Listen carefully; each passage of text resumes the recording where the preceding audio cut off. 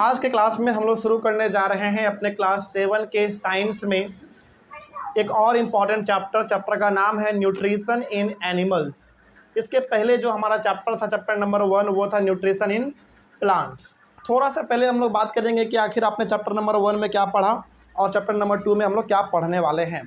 देखिए, chapter number 1 जो था वो था न्यूट्रिशन इन प्लांट, जिसमें आपने ये समझा कि प्लांट अपना भोजन कैसे बनाता है ना, किन किन चीज़ों का सहारा लेना पड़ता है, प्लांट उस भोजन का करता क्या है, प्लांट हम लोगों को भोजन कैसे देता है। ये अलग अलग प्रकार की चीज़ें हम लोग प्लांट के बारे में डिस्कस कर चुके हैं अपने चैप्टर नंबर 1 में। अब हमारा बारी है चैप्टर नंबर 2 में न्यूट्रिशन इन एनिमल्स के बारे में पढ़ने का। इसमें हम लोग ये समझेंगे, ध्यान से समझिएगा, चैप्टर का शुरुआत यहीं से हो चुका है। न्यूट्रिशन इन एनिमल्स चैप्टर का हमारा नाम है। इस चैप्टर में हम लोग ये पढ़ेंगे कि ह्यूमन बींग्स, अच्छा ध्यान रखिएगा, यहाँ पे एनिमल्स का मतलब केवल जानवर नहीं है, एनिमल्स का मतलब यहाँ पे ह्यूमन बींग भी है। चैप्टर का नाम क्या है? Nutrition in animals. तो यहाँ पे केवल एनिमल्स के बारे में बात नहीं करेंगे, हम लोग ह्यूमंस के बारे में भी बात करेंगे, है ना। तो जब हम लोग ह्यूमंस के बारे में बात कर रहे होंगे तो वही सारा चीज़ किसके साथ होता है? एनिमल के साथ भी होता है। तो जो चीज़ हम लोग पढ़ेंगे ह्यूमंस के साथ, वही चीज़ किसके साथ होता है? एनिमल के साथ। आपको ये मान के चलना है कि दोनों में लगभग क्या होता है? सेम प्रोसेस होता है, ठीक है। आइए शुरू करते हैं। तो इस चैप्टर में पढ़ेंगे क्या हम लोग, थोड़ा सा उसके बारे में पहले बात करेंगे, फिर आगे बढ़ेंगे। चैप्टर का नाम बड़ा सिंपल है, न्यूट्रिशन इन एनिमल्स। इसका मतलब हम लोग इसमें पढ़ेंगे कि हम लोग भोजन खाते कैसे हैं, है ना, उस भोजन से एनर्जी कैसे बनता है।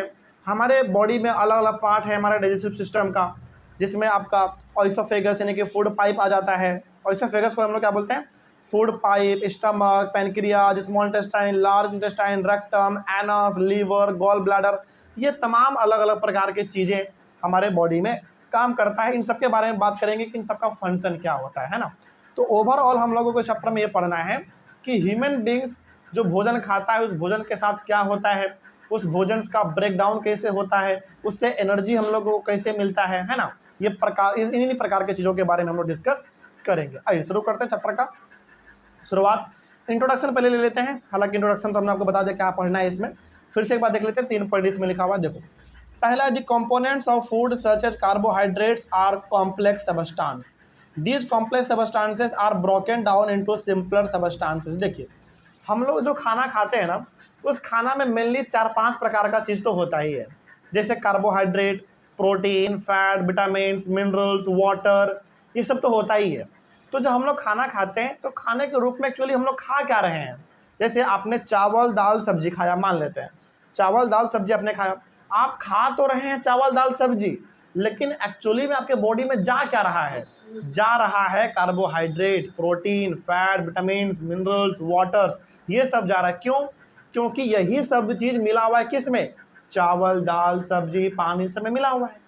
तो भले हम लोग खाते तो हैं चावल दाल सब्जी रोटी, है ना, पनीर, जो भी खाते भले हम लोग पनीर हैं, चावल दाल सब्जी खाते हैं, लेकिन एक्चुअली में आपके बॉडी में चावल दाल सब्जी पनीर पानी इन सब के रूप में जा क्या रहा है? आपके बॉडी में जा रहा है carbohydrate, protein, fat, vitamins, minerals, ये सब जा रहा है। तो क्या ये सब जब हमारे बॉडी में जाता है तो उसका ब्रेकडाउन होना जरूरी है कि नहीं है? ब्रेकडाउन होने का मतलब है क्या उसका पचना जरूरी है कि नहीं है? पचेगा तभी तो एनर्जी मिलेगा। जब भोजन हमारे बॉडी में गया और पचा ही नहीं तो उससे एनर्जी आपको नहीं मिलता है, बल्कि एक अजब प्रकार का आपके बॉडी के अंदर ना एक जलन होता है। सुन रही बात? तो ओवरऑल कहने का मतलब है कि जो हम लोग खाना खाते हैं उसमें कार्बोहाइड्रेट होता है, प्रोटीन होता है, फैट होता है, विटामिन्स, मिनरल्स, ये सब होता है। इन सब को ब्रेक करना बहुत ज़्यादा ज़रूरी है, तभी जाकर हमारा भोजन पचेगा और उस भोजन से हमको क्या मिलेगा? फिर एनर्जी मिलेगा। अब सवाल है कि सर इस भोजन को हमारे बॉडी में पचाता कौन है, उसको ब्रेक डाउन कौन करता है? क्या हम करते हैं? नहीं, हमारे बॉडी में वो अपने आप होता है। करता कौन है? फिर हमारे बॉडी के अलग अलग ऑर्गन करते हैं। पेनक्रियाज का अपना अलग काम है, स्मॉल इंटेस्टाइन का अपना अलग काम है ना, स्टमक का अपना अलग काम है। तो ये सब मिल के हमारे भोजन को ब्रेक डाउन करने का काम करता है, और जब एक बार भोजन पच जाता है, ब्रेक डाउन हो जाता है, तो उससे हम लोगों को एनर्जी मिलता है ना। जैसे आप एग्जाम्पल के तौर पे ऐसे समझिए, जब हम लोगों को बहुत जोर भूख लगता है, तो क्या आपकी बॉडी में जरा सा भी एनर्जी बचा रहता है क्या? आपको चलने तक का मन नहीं करता है। क्यों? क्योंकि आप चल ही नहीं पाते हैं, क्योंकि आपके बॉडी में एनर्जी, ताकत है ही नहीं। लेकिन जैसे हम लोग खाना खाते हैं उसके कुछ देर के बाद हम लोगों के बॉडी में एनर्जी आ जाता है। इसका मतलब है कि जो आपने खाना खाया जैसे आपने खाया वैसे ही उसका ब्रेक डाउन हो गया आपके बॉडी में स्टार्ट। वो क्या हो गया? ब्रेक डाउन वो स्टार्ट हो गया, मतलब कि वो छोटे छोटे टुकड़ों में बंटना हो स्टार्ट हो गया, मतलब कि वो भोजन पचना स्टार्ट हो गया। और जैसे जैसे भोजन पचेगा वैसे वैसे आपको एनर्जी मिलता रहेगा। इसीलिए तुरंत खाना खाने के बाद आपके बॉडी में एनर्जी फटाक से आ जाता है। आता है कि नहीं आता है? बस वही बात यहाँ पे है। तो वही बात बोला गया इसमें कि जो हम लोग खाना खाते हैं, जो हम लोग भोजन खाएंगे, उस भोजन में एक्चुअली में होता है carbohydrate, protein, fat, vitamin, minerals, ये सब होता है। तो इन सब का क्या होना जरूरी है हमारे बॉडी में? ब्रेक डाउन होना जरूरी है, इसका पचना जरूरी है, तभी एनर्जी मिलेगा। वही बात यहाँ पे लिखा गया था। अगला है हमारा डाइजेशन। क्या होता है डाइजेशन? समझिए, the breakdown of complex components of food into simple substance is called digestion. Complex substance का मतलब यहाँ पे, कॉम्प्लेक्स कंपोनेंट्स का मतलब यहाँ पे क्या है? कार्बोहाइड्रेट का, प्रोटीन का, फैट का, इन सब का ही मतलब है कॉम्प्लेक्स कंपोनेंट्स। तो जब हम लोग खाना खाते हैं तो जो हमारे खाने में जैसे चावल, दाल, सब्जी, इन सब में कार्बोहाइड्रेट, प्रोटीन, फैट वगैरह जो भी होगा, जब ये हमारे बॉडी में ब्रेकडाउन होना स्टार्ट हो जाता है, पचना स्टार्ट हो जाता है, इसी प्रोसेस को हम लोग क्या बोल देते हैं? डाइजेशन। क्या बोलेंगे इसको? डाइजेशन। सिंपल सा ध्यान रखना है, भोजन जो हमने खाया, उस भोजन को जब पचना स्टार्ट हो जाता है हमारे बॉडी में, पचने का मतलब भोजन का ब्रेकडाउन जब होने स्टार्ट हो जाते हैं, छोटे छोटे टुकड़ों में वो बढ़ जाता है, तो ये प्रोसेस हमारा कहलाता है डाइजेशन। क्या कहलाएगा? डाइजेशन। इंट्रोडक्शन समझ आ गया पूरा? तो इतना बस आपको ध्यान रखना है अभी फिलहाल के तौर पे। हालांकि मेन तो हमारा यहाँ से स्टार्ट होगा डाइजेशन इन ह्यूमंस में। अभी फिलहाल आपको इतना ध्यान रखना है कि हम लोग जो खाना खाते हैं, आप खाते तो भले खाना है, चावल, दाल, सब्जी, रोटी वगैरह आप खाते हैं, लेकिन एक्चुअली में आपके बॉडी में खाने के रूप में जा क्या रहा है? आपके बॉडी में जा रहा है carbohydrate, protein, fat, vitamin, minerals, ये सब जा रहा होता है। और इन सब का ब्रेक डाउन होना आपके बॉडी में बहुत ज़रूरी है, तभी जाकर आपसे उसको क्या मिलेगा? तभी उससे आपको एनर्जी मिलेगा, तब आप जाके बिल्कुल फ्रेश महसूस कर पाएंगे, है ना। और ये सब जो ब्रेकडाउन होता है, कार्बोहाइड्रेट, प्रोटीन, फैट, ये सब हमारे बॉडी में जो ब्रेकडाउन होता है, इसका भोजन पचता है जिससे एनर्जी मिलता है, इस प्रोसेस का बोलेंगे डाइजेशन बोलेंगे। क्या बोलेंगे? डाइजेशन। तो यदि कोई आपसे चलते फिरते पूछ दे बताओ डाइजेशन क्या होता है, तो सिंपल सा बताइएगा, डाइजेशन का मतलब होता है भोजन का ब्रेकडाउन होना, यानी कि भोजन का पचना। समझ रही बात? जिससे हमको एनर्जी मिलेगा, यही हमारा कहलाता है ब्रेक डाउन। बोलेगा भोजन का पचने का मतलब क्या है? तो सिंपल से बताना है, कार्बोहाइड्रेट, प्रोटीन, फैट वगैरह का ब्रेकडाउन होना ही हमारा कहलाता है डाइजेशन। इसी प्रोसेस को क्या बोल देंगे? डाइजेशन बोल देंगे। बस सिंपल सा ध्यान रखना है, भोजन जो हमने खाया उसमें carbohydrate, protein, fat, vitamin, minerals ये सब प्रेजेंट है, उसका ब्रेक डाउन होना, उसका पचना, छोटे छोटे टुकड़ों में उसको डिवाइड करना ही कहलाता है डाइजेशन। और ये करेगा कौन? हम लोग करते हैं क्या अपने से? नहीं, ये हमारे बॉडी में ऑटोमेटिक चलता रहता है। एक बार आपके पेट के अंदर भोजन चला गया, ये प्रोसेस अपने आप स्टार्ट हो जाता है, यही कहलाता है डाइजेशन। बस इतना ही चीज़ है इसमें। तो इंट्रोडक्शन मेरे हिसाब से आपको समझ में आ गया होगा, कोई दिक्कत नहीं होना चाहिए इसमें। चलिए नेक्स्ट हम लोग डिस्कस करेंगे डाइजेशन इन ह्यूमंस। आइए थोड़ा सा हम लोग बात करते हैं डाइजेशन इन ह्यूमंस। ध्यान रखना है, मेन टॉपिक हमारा होने वाला है डाइजेशन इन ह्यूमंस, जिसके अंदर हम लोग बात करेंगे the mouth and buccal cavity के बारे में, फिर बात करेंगे द फूड पाइप जिसको हम लोग ऑइसोफेगस भी बोलते हैं, फिर बात करेंगे स्टमक के बारे में, फिर स्मॉल इंटेस्टाइन, स्मॉल इंटेस्टाइन के अंदर ही हम लोग बात कर लेंगे लीवर के बारे में, पेनक्रियाज के बारे में, फिर बात करेंगे स्मॉल इंटेस्टाइन में एब्जॉर्प्शन कैसे होता है, फिर बात करेंगे लार्ज इंटेस्टाइन के बारे में। यहाँ तक हमारा ये टॉपिक चलने वाला है। फिर नेक्स्ट टॉपिक स्टार्ट हो जाएगा digestion in grass eating animals, फिर feeding and digestion in amoeba, उसके बाद फिर आपका चैप्टर खत्म हो जाएगा। ठीक है, तो आइए शुरुआत करते हैं हम लोग यहाँ से। तो मेन टॉपिक अभी हमारा फिलहाल क्या होने वाला है? Digestion in humans. इसमें बहुत सारे टॉपिक हैं, तो हम लोग इन सबको एक एक करके डिस्कस करते चलते हैं। आइए शुरू करते हैं। पहला पॉइंट इसमें लिखा हुआ है कि the food passes through a continuous canal which begins at the buccal cavity and ends at the anus. यदि आप डायग्राम को ध्यान से देखेंगे ना, यानी कि जो डायग्राम आपका दिया हुआ है, ये पूरा का पूरा डायग्राम कहलाता है डाइजेस्टिव सिस्टम। क्या कहलाता है? Digestive system. बड़े क्लास में आएंगे ना, इसी डाइजेस्टिव सिस्टम को क्या बोल दिया जाएगा? एलिमेंट्री कैनल बोल दिया जाएगा। क्या बोल दिया जाएगा? एलिमेंट्री कैनल बोल दिया जाएगा। मतलब यदि आप लोग अभी छोटे क्लास में हैं, क्लास 7 में, तो एनसीईआरटी बुक में देखेंगे आप या फिर किसी और भी बुक में देखेंगे, तो यहाँ पे बेसिकली इसको ह्यूमन डाइजेस्टिव सिस्टम के नाम से इस डायग्राम को बोला गया है। लेकिन जब आप क्लास 10th में आएंगे और थोड़ा सा ऊपर क्लास में आएंगे, तो डाइजेस्टिव सिस्टम ना बोल के इसको क्या बोलता है, एलिमेंट्री कैनाल बोल देता है। तो कोई दिक्कत नहीं है, बात सेम ही है, नाम बस बदल देता है, बात क्या है, सेम है। तो हमारा जो ये पूरा डाइजेस्टिव सिस्टम है ना, ये शुरुआत होता है हमारे माउथ से और ख़त्म कहाँ पे होता है, एनस पे जाके ख़त्म हो जाता है। मतलब ये बगल कैविटी को हम लोग माउथ बोलते हैं, मतलब कि माउथ को ही बगल कैविटी बोलते हैं। यानी कि हमारा जो एलिमेंट्री मतलब पूरा जो डाइजेस्टिव सिस्टम है उसका शुरुआत कहाँ से होगा, माउथ से, ख़त्म कहाँ पे होगा, एनस पे ख़त्म होगा। तो ये हो गया हमारा बगल कैविटी जिसको हम लोग माउथ बोलते हैं। यहाँ से लेकर ये पूरा का पूरा पार्ट, ये सब कुछ हमारा डाइजेस्टिव सिस्टम में आता है और यहाँ पे एनस पे जाके हमारा पूरा वो ख़त्म हो जाता है ना। तो ध्यान रहे, जो कोई पूछे कि बताइए हमारा डाइजेस्टिव सिस्टम जो है वो कहाँ से शुरुआत होता है और कहाँ पे ख़त्म होता है, सिंपल सा बताना है, माउथ यानी कि बगल कैविटी से शुरुआत होगा। माउथ को ही हम लोग बगल कैविटी बोलते हैं, ठीक है, ध्यान रखना। तो कहीं जगह पर माउथ लिखा रहता है, कई जगह पर बगल कैविटी लिखा रहता है, बात सेम है, वो माउथ के बारे में ही बात कर रहा है। तो हमारा जो डाइजेस्टिव सिस्टम है वो माउथ से शुरू होता है और एनएस पे जाके खत्म हो जाता है। ये पूरा इसके बीच में जितने भी ऑर्गन आए, लीवर, गॉल ब्लैडर, स्टमक, ये सब हमारा आता है किसमें, डाइजेस्टिव सिस्टम का ही पार्ट में आ जाता है, ठीक है। आइए शुरुआत करते हैं। तो वही यहाँ पे लिखा हुआ है, if the food passes through a continuous canal which begins at the buccal cavity and ends at the anus।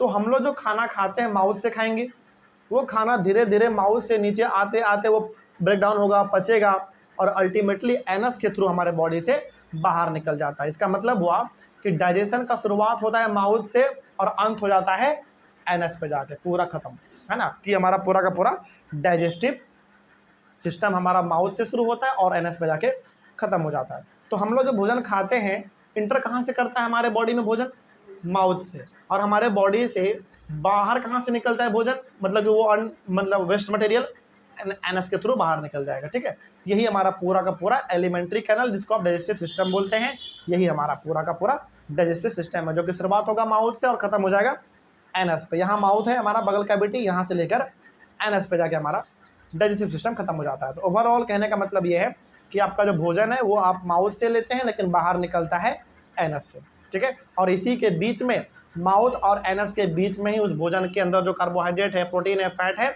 इन सब का ब्रेक डाउन हो जाता है और इससे हमको क्या मिल जाता है, एनर्जी मिल जाता है। और जो वेस्ट मटेरियल होता है हमारे बॉडी से वो बाहर एनस के थ्रू बाहर निकल जाता है, ठीक है। आइए अगला है हमारा, the canal can be divided into various compartments. और ये जो कैनल है हमारा, कैनल मतलब यहाँ पे डाइजेस्टिव सिस्टम का बात कर रहा है। कैनल का मतलब क्या है, डाइजेस्टिव सिस्टम के बारे में ये बात कर रहा है कि ये अलग अलग कंपार्टमेंट में बटा हुआ है। मतलब डाइजेस्टिव सिस्टम जो हमारी ह्यूमन बॉडी का है उसमें बहुत सारे अलग अलग पार्ट हैं, जैसे बकल कैविटी है यानी कि माउथ है हमारा, उसके बाद फूड पाइप है जिसको हम लोग ओइसोफेगस बोलते हैं। तो ये वाला जो पाइप है इसको हम लोग फूड पाइप बोलते हैं, लेकिन इसको और किस नाम से हम लोग जानेंगे, ओइसोफेगस के नाम से जानेंगे, कोई दिक्कत नहीं इसमें। अगला है हमारा, इसमें और क्या होता है भाई, स्टमक होता है, स्मॉल इंटेस्टाइन होता है, लार्ज इंटेस्टाइन होता है और रेक्टम होता है और फिर जाके एनस होता है। मतलब कहने का है कि हमारे डाइजेस्टिव सिस्टम में, हालांकि डाइजेस्टिव सिस्टम शुरुआत होता है माउथ से और ख़त्म होता है एनस पे, और यहाँ माउथ से लेकर एनस के बीच में बहुत सारे कंपार्टमेंट बने हैं। कंपार्टमेंट का मतलब है कि अलग अलग ऑर्गन है, सबका अपना अलग अलग काम है, सबका अलग अलग काम है। क्या काम है ये हम लोग आगे भी डिस्कस करेंगे। जैसे ओइसोफेगस का क्या काम है, ओइसोफेगस मतलब फूड पाइप का क्या काम है, लीवर का काम क्या है, गॉल ब्लैडर का काम क्या है, पेनक्रियास का काम क्या है, स्टमक का क्या काम है, इन सब के बारे में हम लोग आगे डिस्कस करते चलेंगे। अगला है हमारा, these parts together form the alimentary canal जिसको हम लोग डाइजेस्टिव ट्रैक बोलते हैं। ऑब्वियस सी बात है, कहने का मतलब यहाँ पे सिंपल सा है कि ये जो पूरा का पूरा आपका डाइजेस्टिव सिस्टम है इसको एलिमेंट्री कैनल के नाम से भी हम लोग जानते हैं, कोई दिक्कत नहीं इसमें। देखो यहीं पे मिल गया एलिमेंट्री कैनल, तो ऊपर क्लास में जब आएंगे तो वहाँ पे भी आपको कई बार डाइजेस्टिव सिस्टम ना लिख के क्या मिल जाएगा, लिखा हुआ एलिमेंट्री कैनल मिल जाएगा। तो मतलब आपको दोनों का सेम समझना है, कोई दिक्कत नहीं इसमें। तो यहाँ पे अभी तक जो हम लोगों ने पढ़ा है बस उसमें आपको इतना ध्यान रखना है कि जो चीज़ हम लोग ह्यूमंस के साथ पढ़ेंगे वही चीज़ किसके साथ होगा, एनिमल के साथ भी होगा। समझ आ रही है बात, मतलब कि जितना कुछ हम लोग ह्यूमन बींग्स हैं तो हम लोग जितना कुछ ह्यूमन के बारे में पढ़ेंगे वही सारा चीज़, सारा फंक्शन और किसके साथ होता है, एनिमल के साथ भी होता है, ठीक ना। तो ये हम लोग इसमें डिस्कस करने वाले हैं। तो इतना ध्यान रखना है कि जो हमारा चैप्टर है न्यूट्रिशन इन एनिमल्स, इसमें हम लोगों को केवल यह पढ़ना है कि जो हम लोग भोजन खाते हैं उस भोजन में होता है carbohydrate, protein, fat, vitamin, minerals, ये सब होता है। इन सब का ब्रेकडाउन कैसे होता है, यानी कि carbohydrate, protein, fat, vitamin, minerals, ये सब छोटे छोटे टुकड़ों में कैसे बढ़ता है ना, और इसका छोटे छोटे टुकड़ों में बंटने के बाद इससे एनर्जी कैसे मिलता है हमको, एनर्जी मिलने के बाद जो वेस्ट मटेरियल हमारे बॉडी में बच जाता है वो हमारे बॉडी से बाहर कैसे निकलता है, इसके बारे में हम लोग डिस्कस करेंगे। और एलिमेंट्री कैनल, जिसको हम डाइजेस्टिव सिस्टम बोलते हैं, वो शुरुआत होता है माउथ से और ख़त्म होता है एनस में, है ना। और इसके बीच में जितने सारे हमारे कंपार्टमेंट हैं, अलग अलग ऑर्गन हैं, इसका क्या काम है, यही हम लोग इसमें पूरा का पूरा पढ़ने वाला है। तो पूरा ध्यान रखना है। चैप्टर का नाम भले ही न्यूट्रिशन इन एनिमल्स है, लेकिन हमारा ज़्यादा फोकस किस पे रहेगा, ह्यूमन्स पे। किस पे रहेगा, ह्यूमन्स पे। तो इतना आपको समझ लेना है कि जो बात ह्यूमन्स को लेकर होगा वही बात किसके लिए एप्लीकेबल होगा, एनिमल्स के लिए भी एप्लीकेबल है। ठीक है, सिंपल। तो ये हो गया हमारा चैप्टर का अच्छा खासा इंट्रोडक्शन, और हमने चैप्टर के एक टॉपिक का शुरुआत भी कर दिया है। टॉपिक का नाम है डाइजेशन इन ह्यूमन्स, जिसमें हम लोगों ने ये डिस्कस किया है कि हमारा जो डाइजेस्टिव सिस्टम है, जिसको हम लोग एलिमेंट्री कैनल भी बोलते हैं, वो माउथ से शुरू होगा और एनएस पे जाके खत्म हो जाएगा। इसके बीच में बहुत सारे कंपार्टमेंट हैं, बगल कैविटी यानी कि माउथ है, फूड पाइप है, लीवर है, गॉल ब्लैडर है, stomach, pancreas, small intestine, large intestine, rectum, anus, बहुत सारे पार्ट इसमें डिवाइडेड है। ठीक है, ये हम लोगों ने डिस्कस कर लिया है। अब हम लोगों को जो डिस्कस करना है मेन पार्ट हमारा, वो होगा the mouth and buccal cavity. यहाँ से हम लोग शुरुआत करेंगे, यहाँ तक कोई दिक्कत नहीं है। चल, इसको हम लोग शुरुआत करेंगे अपने अगले क्लास में। तब तक के लिए thank you very much. Next discuss करेंगे हम लोग the mouth and buccal cavity. समझिए, हम लोग अपना मेन टॉपिक स्टार्ट कर चुके थे, डाइजेशन इन ह्यूमन्स। ये हमारा मेन टॉपिक है। इसके अंदर हम लोग को छोटे छोटे टॉपिक के बारे में पढ़ना है, जिसमें पहला है the mouth and buccal cavity. हालांकि दोनों सेम चीज़ है, मतलब आप माउथ बोलो या बकल कैविटी बोलो, बात क्या है, सेम ही होता है। आइए तो देखते हैं इसके बारे में क्या लिखा गया है। यहाँ पे जो लिखा गया है ये तो है ही, इसके साथ ही साथ आप लोग अपना डायग्राम भी देखते रहिएगा, ठीक ना, ताकि आपको पता चले कि जिसके बारे में बात हो रहा है वो बॉडी में कहाँ पर लोकेट करता है ना, कहाँ पे है। तो माउथ को ही हम लोग बकल कैविटी बोलते हैं। तो डायग्राम तो मेरे सामने यहाँ पे है एनसीईआरटी का। यदि आपके पास एनसीईआरटी का बुक है तो बहुत बढ़िया, नहीं है तो कोई भी और दूसरा बुक होगा तो वहाँ पे भी सब कुछ लगभग डायग्राम सेम रहता है। ठीक है, आइए शुरू करते हैं। पहला है food is taken into the body through the mouth. देखो, हमारे बॉडी में जो भोजन जाता है कहाँ से जाएगा भाई, माउथ से जाएगा। यानी कि हमारे बॉडी में जो फूड का एंट्री होता है वो माउथ से होता है।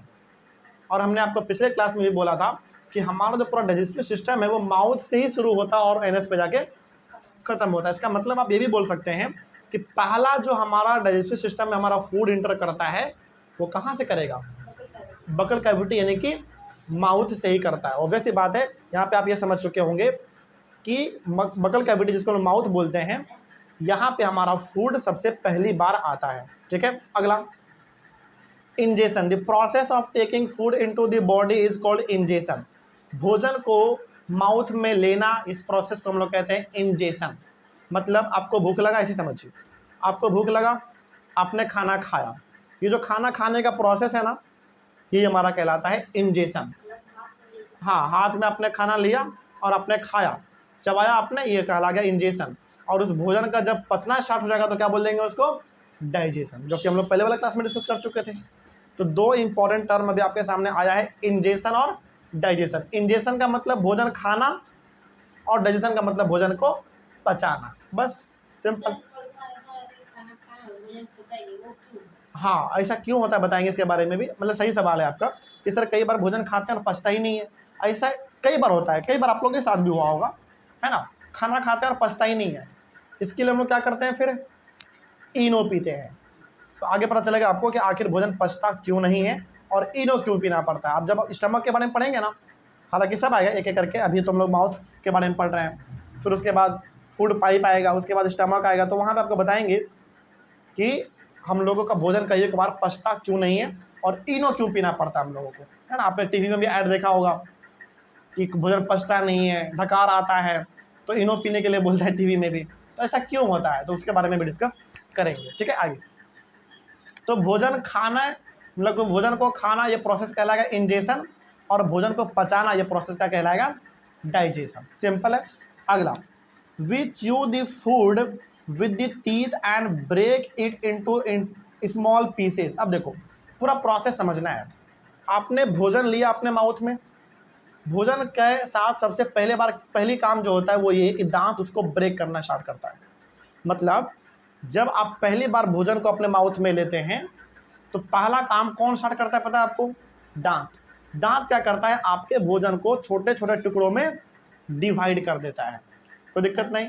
तो दांत का काम क्या है? भोजन को छोटे छोटे टुकड़ों में ब्रेक कर देना। उसके बाद our mouth has the salivary gland which secretes saliva. The saliva breaks down the starch into sugars. अब देखिए हमारे माउथ में ना एक ग्लैंड होता है। ग्लैंड का मतलब वो थैला जैसा स्ट्रक्चर होता है। आपके माउथ में वो दिखेगा नहीं। वो क्यों नहीं दिखता है? क्योंकि वो माउथ के इनर लाइनिंग के अंदर होता है। मतलब कि माउथ में वो बैग लाइक स्ट्रक्चर होगा जिसको हम सलेवरी ग्लैंड बोलते हैं। समझे ध्यान से, यहाँ पे समझना ज़्यादा इंपॉर्टेंट है। पहली बार आपके माउथ में भोजन आया, उसको ब्रेक किसने किया? दांत ने, यानी कि जो आपका टीथ है उसने भोजन को ब्रेक कर दिया। और आपके माउथ में पाया जाता है सलेवरी ग्लैंड। अब सवाल है कि सर ये ग्लैंड क्या होता है? देखो ग्लैंड ना बैग लाइक स्ट्रक्चर होता है, मतलब छोटा छोटा बैग जैसा होता है।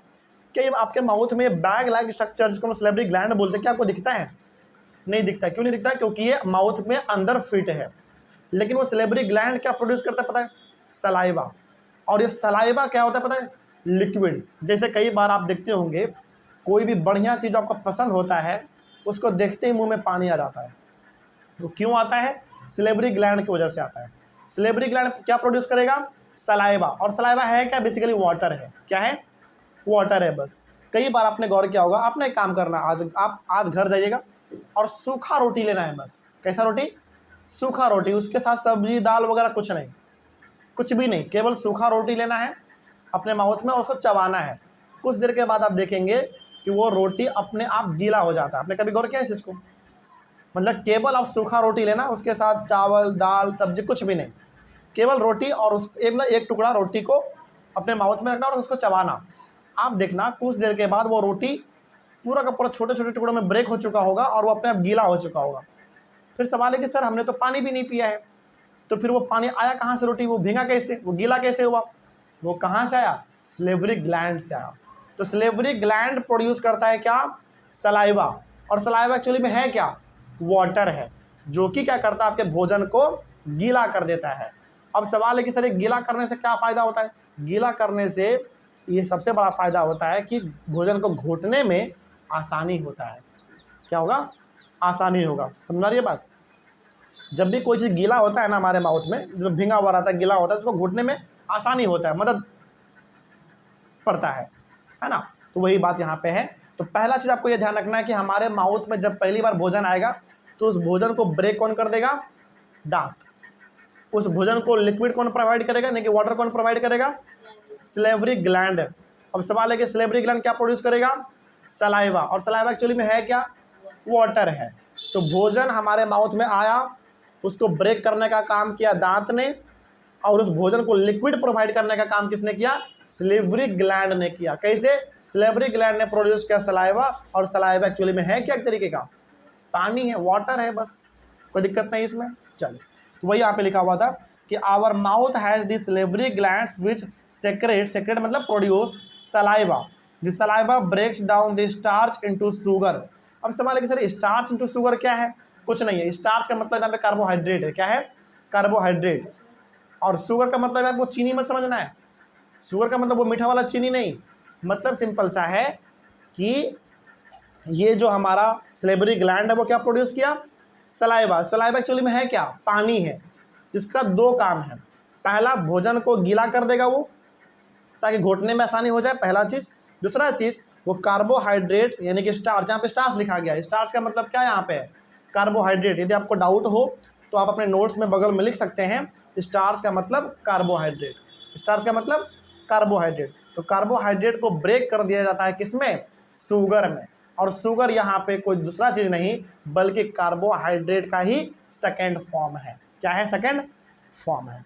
तो ओवरऑल कहने का मतलब यहाँ तक आपको अभी बस इतना समझना है कि हमारे माउथ में जब पहली बार भोजन आता है, समझिए ध्यान से, हमारे माउथ में जब पहली बार भोजन आता है तो उस भोजन को छोटे छोटे टुकड़ों में डिवाइड करने का काम किसका है? दांत का।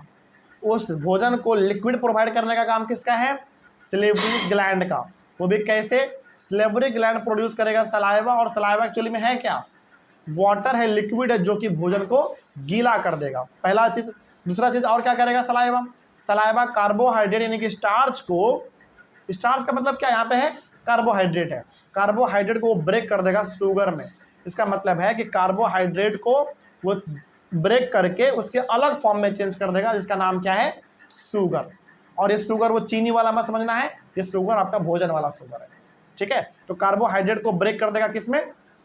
शुगर में। बस इतना ध्यान रखना है अभी आपको। अगला उसके बाद है the tongue is a muscular organ attached at the back to the floor of the buccal cavity. अच्छा, हमारे माउथ में ना एक और चीज होता है, आपको पता है? टंग, जीभ। ये जीभ पूरा का पूरा मसल से बना होता है, जीभ में जरा सा भी हड्डी बोन वगैरह नहीं होता है। फिर सवाल है कि सर जीभ का क्या काम है? जीभ हमारे भोजन को मिक्स करने में काम करता है। क्या करता है? मिक्स करता है, ये पूरा का पूरा मिक्स करता है। दूसरा, भोजन को घोटने में मदद करता है। तो यहाँ तक आपको 3 बातों का ख्याल रखना है। पहला ये कि जब हमारे माउथ में पहली बार भोजन आता है तो उसको ब्रेक करने का काम दांत का है, उस भोजन को लिक्विड प्रोवाइड करने का काम किसका है? सलेवरी ग्लैंड का है। और सलेवरी ग्लैंड कैसे उसको लिक्विड प्रोवाइड करता है? सलाइवा प्रोड्यूस करके। सलेवरी ग्लैंड प्रोड्यूस करेगा सलाइवा, और सलाइवा एक्चुअली में है क्या? पानी है, लिक्विड है। तो पहली बार भोजन को ब्रेक किसने किया? दांत ने। हमारे दांतों ने भोजन को छोटे छोटे टुकड़ों में डिवाइड कर दिया। उस भोजन को पानी किसने दे दिया? लिक्विड कौन प्रोवाइड कर दिया? Salivary gland. कैसे? सलाइवा प्रोड्यूस करके। और उस भोजन को मिक्स कौन कर दिया? टंग यानी कि जीभ। और अब पूरी तरीके से आपका जो भोजन है वो ब्रेक भी हो चुका है, गीला भी हो चुका है, मिक्स भी हो चुका है। अब क्या होने वाला है? उसको हम लोग नीचे घोटने वाले हैं। और नीचे घोटने में कौन मदद करेगा? टंग, जीभ। तो जीभ का यहाँ पे 2 फंक्शन है। पहला, जीभ क्या करता है यानी कि टंग क्या करता है? हमारा भोजन को मिक्स करने में एक मदद करता है। दूसरा, भोजन को घोटने में मदद करता है। कोई दिक्कत नहीं इसमें। तो दांत का काम केवल और केवल भोजन को ब्रेक करने का है। सलेवरी ग्लैंड का काम यहाँ पे 2 है। पहला काम क्या है सलेवरी ग्लैंड का? भोजन को वो लिक्विड प्रोवाइड करेगा सलाइवा प्रोड्यूस करके, पहला काम ये है। दूसरा काम क्या है सलेवरी ग्लैंड का? वो प्रोड्यूस करेगा सलाइवा, और सलाइवा क्या करेगा? कार्बोहाइड्रेट को शुगर में कन्वर्ट कर देगा। तो दांत का केवल काम है भोजन को ब्रेक करना, ध्यान रखिएगा। और सलेवरी ग्लैंड का 2 काम है। पहला, सलेवरी ग्लैंड क्या प्रोड्यूस करेगा? सलाइवा प्रोड्यूस करेगा। और सलाइवा क्या करेगा भाई? सलाइवा एक्चुअली में भोजन को लिक्विड प्रोवाइड करेगा, ये पहला काम हो गया इसका। दूसरा काम सलाइवा क्या करता है? कार्बोहाइड्रेट को शुगर में कन्वर्ट कर देता है, ब्रेक कर देता है। सिंपल। ओवरऑल कहने का मतलब है कि कार्बोहाइड्रेट को वो ब्रेक करता है, बस। उसके बाद यहाँ पे जीव का भी 2 काम है। पहला, जीव का क्या फंक्शन है? फूड को मिक्स करने में मदद करेगा, पहला चीज। दूसरा चीज, उसको घोटने में, भोजन को घोटने में मदद करेगा। अब आपके जो माउथ में भोजन आया था वो ब्रेक भी हो चुका है, लिक्विड उसको मिल चुका है, मतलब गीला भी हो चुका है, और अच्छी तरीके से मिक्स भी हो चुका है। तो अब वो भोजन कहाँ जाने वाला है? माउथ से नीचे आने वाला है, यानी कि फूड पाइप में आने वाला हमारा भोजन है। तो हमारा भोजन पूरी तरीके से माउथ में हो चुका ब्रेक, गीला भी हो चुका है। अब हमारा जीभ उसको नीचे धकेलेगा और वो हमारा भोजन कहाँ जाएगा? ऑइसोफेगस यानी कि फूड पाइप में आ जाएगा। लेकिन 1-2 पॉइंट इसमें और लिखा हुआ है, और देखते हैं क्या है। It is free at the front end be moved in all direction. हमारा जो जीभ होता है आगे से बिल्कुल फ्री होता है। फ्री होने का मतलब है कि आप उसको ऊपर नीचे दाएं बाएं कहीं भी मूव कर लेते हैं, इसीलिए ये फूड को मिक्स करने में मदद करता है। It mixes saliva with the food during chewing and helping in swelling food. तो टंग क्या करता है? टंग सलाइवा को यानी कि टंग मिक्स करने में मदद करता है भोजन को सलाइवा के साथ यानी कि पानी के साथ मिक्स करने में मदद करता है, पहला काम टंग का ये। दूसरा काम क्या है? भोजन को स्वेलिंग करने में यानी कि घोटने में मदद करता है, कौन? टंग, जीभ करेगा, ठीक है। अगला, we also test food with our tongue. Tongue का एक और फंक्शन है। टंग और क्या करता है? भोजन का टेस्ट पता करने में मदद करता है। हम लोग जब कोई चीज़ का टेस्ट पता करते हैं तो कौन मदद करता है? मदद कौन करेगा? टंग करता है। तो टंग का 3 फंक्शन हो गया। पहला, भोजन को मिक्स करना। दूसरा, भोजन को घोटने में मदद करना। और तीसरा, भोजन का स्वाद पता करने में टंग मदद करता है। अगला, it has taste buds that detect different taste of food. एक माउथ में अलग अलग पार्ट होता है, सॉरी माउथ नहीं बोलेंगे, माय मिस्टेक। एक जीभ में, टंग में अलग अलग पार्ट होता है जो कि अलग अलग कामों के लिए जाना जाता है। ये आपके एनसीईआरटी बुक में भी दिया गया है, हाँ बगल में आप देखेंगे तो वहाँ पे भी है, एनसीईआरटी में भी, ठीक ना, एनसीईआरटी में भी दिया हुआ है।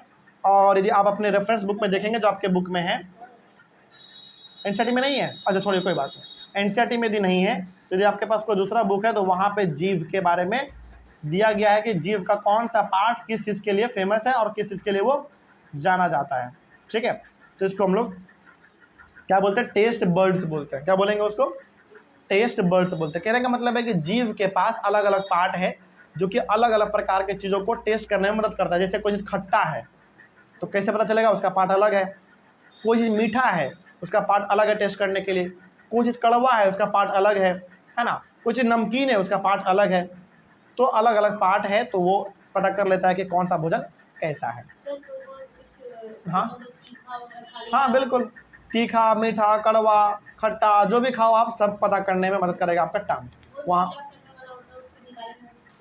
नहीं, वैसा कुछ नहीं होता, उसमें पहले से फिट रहता है, वो आप जो भी खाओगे उसका वो टेस्ट बता देगा आपको, ठीक है ना। इस तरीके से हमारा पहला टॉपिक यानी कि माउथ, जिसको हम लोग बगल कैविटी बोलते हैं, वो कंप्लीट हुआ। नेक्स्ट है हमारा फूड पाइप। आइए थोड़ा सा हम लोग बात करते हैं फूड पाइप, जिसको हम लोग ओइसोफेगस भी बोलते हैं। इसके बारे में क्या बात है देखते हैं। क्या है देखो, समझना ध्यान से। This swallowed food passes into the food pipe और ओइसोफेगस। अब हमारे माउथ में क्या हुआ था बताओ, माउथ में हमारा भोजन ब्रेक हो चुका था, गीला भी हो चुका था, मिक्स भी हो चुका था, जीभ उसको अंदर भी धकेल दिया है यानी कि घोट लिया है। अब वो भोजन कहाँ आ चुका है, माउथ से निकल के कहाँ आएगा बताओ, ओइसोफेगस यानी कि फूड पाइप में पहुंच चुका है। हमारा भोजन पहुंच चुका है, हाँ या ना, बिल्कुल। अगला, the food pipe runs along the neck and the chest, यानी कि गर्दन से लेकर पूरा का पूरा चेस्ट यहाँ तक हमारा कहलाता है फूड पाइप। ओवरऑल कहने का मतलब है कि गर्दन से लेकर आपके छाती तक ये पूरा का पूरा पोर्शन क्या कहलाएगा, फूड पाइप, जिसको हम लोग ओइसोफेगस कह देते हैं, ठीक ना। यहाँ पे आपका यही है फूड पाइप। अगला, food is pushed down by movement of the walls of the food pipe, मतलब फूड पाइप क्या करता है, जो हम लोगों ने भोजन को घोटा है उसको नीचे आने में मदद करता है। कहाँ तक पहुँचने में, स्टमक में पहुँचने से। क्योंकि स्टमक देखो, स्मॉल सॉरी फूड पाइप के नीचे क्या है बताओ जल्दी देख के डायग्राम में, फूड पाइप के नीचे स्टमक है। तो फूड पाइप से भोजन हमारा ट्रैवल करते करते कहाँ पहुँच जाता है, स्टमक में पहुँच जाता है। इसको पहुँचाने की मदद कौन करता है, फूड पाइप करता है ना। आगे, this movement takes place throughout the alimentary canal and pushes the food downward, यानी कि फूड पाइप में लगातार, मतलब कि फूड पाइप जो है लगातार भोजन को धक्का मारते रहता है। कहाँ पहुँचाने के लिए, नीचे, यानी कि स्टमक में पहुँचाने के लिए। ओवरऑल कहने का मतलब यहाँ पे ये है कि हमारा भोजन जो फूड पाइप में आया था वो धीरे धीरे नीचे लुढ़कते लुढ़कते कहाँ पहुँच जाता है, स्टमक में पहुँच जाएगा। तो ये है हमारा फूड पाइप का फंक्शन। तो फूड पाइप का फंक्शन केवल इतना है कि फूड पाइप आपके भोजन को स्टमक तक पहुँचाने में क्या करता है, मदद करता है। मतलब ये एक रास्ता है, एक रोड है, जिसके थ्रू हमारा फूड पाइप ट्रैवल करते करते कहाँ पहुँच जाता है, मतलब ये फूड पाइप जो है एक रास्ता है जिसके थ्रू हमारा फूड ट्रैवल करते करते माउथ से कहाँ जाता है, स्टमक में आ जाता है। बस यहाँ तक समझ आ गया पूरा। चलिए नेक्स्ट हमारा होगा स्टमक। अब हमारा भोजन जो है वो स्टमक तक पहुँच चुका है फूड पाइप से ट्रैवल करते करते। तो अब सवाल है कि सर स्टमक में उस भोजन के साथ क्या होता है, तो ये हम लोग डिस्कस करेंगे अपने अगले वाले क्लास में, यानी कि कल। तब तक के लिए thank you very much. Next discuss करेंगे हम लोग दी स्टमक के बारे में। इसके पहले तक डिस्कस कर चुके हैं हम लोग फूड पाइप, जिसको हम लोगों ने ओइसोफेगस भी कहा था, और उसके पहले डिस्कस कर चुके थे माउथ और बगल कैविटी के बारे में। लगभग दोनों सेम ही चीज़ होता है। तो हमारा जो मेन टॉपिक है वो चल रहा है डाइजेशन इन ह्यूमन्स, जिसके अंदर हम लोग दो अलग अलग प्रकार के हमारे बॉडी के पार्ट को पढ़ चुके हैं जो कि डाइजेस्टिव सिस्टम के अंदर आता है। पहला था माउथ, जिसको हम लोग बगल कैविटी भी बोलते हैं, और दूसरा था फूड पाइप, जिसको हम लोग ओइसोफेगस भी बोलते हैं, ठीक है ना।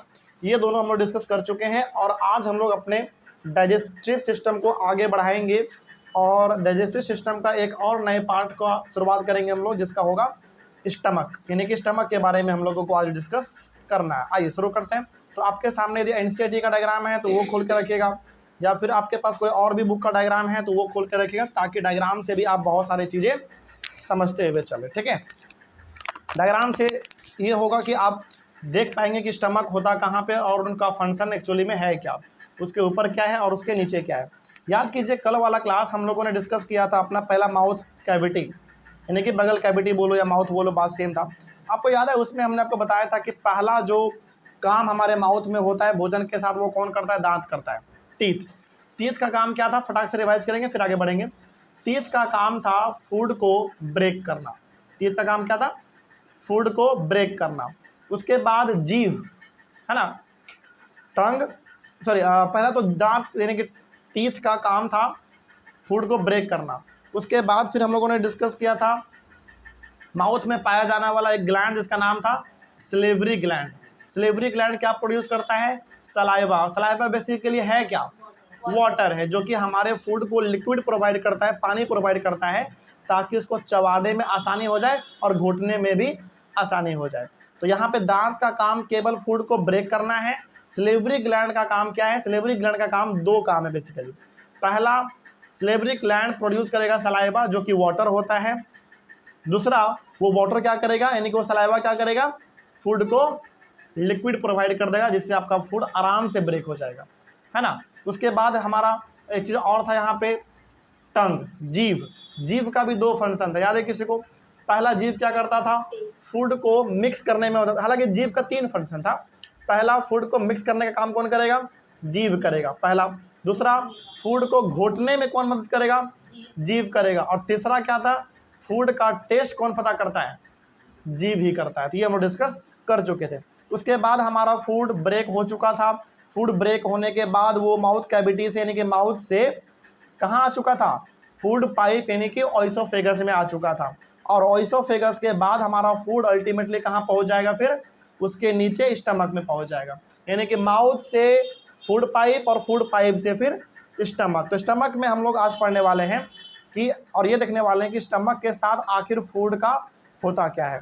मतलब कि स्टमक में जब हमारा फूड पहुंच जाता है एक बार, तो उसके साथ क्या क्या होता है स्टमक में, यही हम लोगों को आज डिस्कस करना है। तो आइए डिस्कस करते हैं। पहला पॉइंट लिखा हुआ स्टमक के बारे में कि the stomach is a thick walled bag, यानी कि ध्यान से यदि आप इस स्टमक को देखेंगे ना, ये थोड़ा सा मोटा होता है और ये ना मतलब बैग जैसा है। ध्यान से यदि आप देखेंगे अपने स्टमक को डायग्राम में, तो पता चलेगा कि एक बैग जैसा है और थोड़ा सा मोटा बैग है। पता चल रहा है? बिल्कुल। तो स्टमक को आप डायग्राम में देखेंगे तो पता चलेगा कि एक बैग है और जो कि थोड़ा सा मोटा बैग है ना। आगे, its shape is like a flattened U and it is the widest part of the alimentary canal. हालांकि किसी किसी बुक में ना जो स्टमक का शेप है वो यू लिखा गया है, लेकिन किसी किसी बुक में जो है स्टमक का शेप जे शेप्ड लिखा गया है। उससे कंफ्यूज नहीं होना है आपको, आप जो भी लिख दे वो भी सही है। एनसीईआरटी में यू शेप लिखा गया है, आप लोगों के बुक में क्या लिखा गया है? जे शेप्ड लिखा गया है, तो कोई दिक्कत नहीं है। किसमें? एनसीईआरटी में भी जे है। अच्छा चलो ठीक है, तो यहाँ पे यू हटा देना आप लोग, यहाँ पे जे कर देना, वो ज़्यादा ठीक रहेगा, ठीक है ना। मतलब कि यहाँ पे जो नोट्स में टाइप हुआ है यू, इसको आप काट लीजिएगा अपने नोट्स में से, वहाँ पे क्या कर लीजिएगा? जे लिख लीजिएगा, ठीक है ना। किसी किसी बुक में है जहाँ पे कि यू शेप्ड भी लिख दिया है, लेकिन ज़्यादा अच्छा क्या रहता है? जे। और ध्यान से यदि आप देखेंगे तो स्टमक यू शेप का नहीं है, वो एक्चुअली में जे शेप्ड का है ना। तो स्टमक के बारे में दो बात जो अभी आपने समझा, पहला ये कि ये एक बैग जैसा, थैला जैसा स्ट्रक्चर है, थोड़ा मोटा है। और दूसरा बात ये किस शेप का है? जे शेप्ड का है ना। हम लोग पढ़ते हैं ना जे फॉर जग, तो ये जे शेप्ड का है। बोलो सर, ये तो फूड पाइप से जॉइंट होगा ना? हाँ, ज्वाइंट है, फूड पाइप से स्टमक हमारा ज्वाइंट है, तभी तो फूड पाइप से फूड हमारा स्टमक में आएगा, है ना। तो स्टमक जो है वो जे शेप्ड का होता है। आगे देखते हैं। अच्छा एक बात और, हमारे पूरे के पूरे एलिमेंट्री कैनाल का, यानी कि पूरे के पूरे डाइजेस्टिव सिस्टम का ये सबसे चौड़ा पार्ट है। वाइडेस्ट मतलब सबसे चौड़ा पार्ट, बड़ा नहीं। बड़ा कौन है पता है आपको? स्मॉल इंटेस्टाइन, जो कि हम लोग आगे पढ़ेंगे। लंबाई में सबसे बड़ा हमारा डाइजेस्टिव सिस्टम में कौन है? स्मॉल इंटेस्टाइन, ये हम लोग आगे पढ़ेंगे। लेकिन यदि चौड़े का बात करें, जो कि थोड़ा सा ज़्यादा फैला हुआ पार्ट है हमारे पूरे डाइजेस्टिव सिस्टम का, वो कौन सा पार्ट है? स्टमक है, ध्यान रखिएगा, ठीक है ना।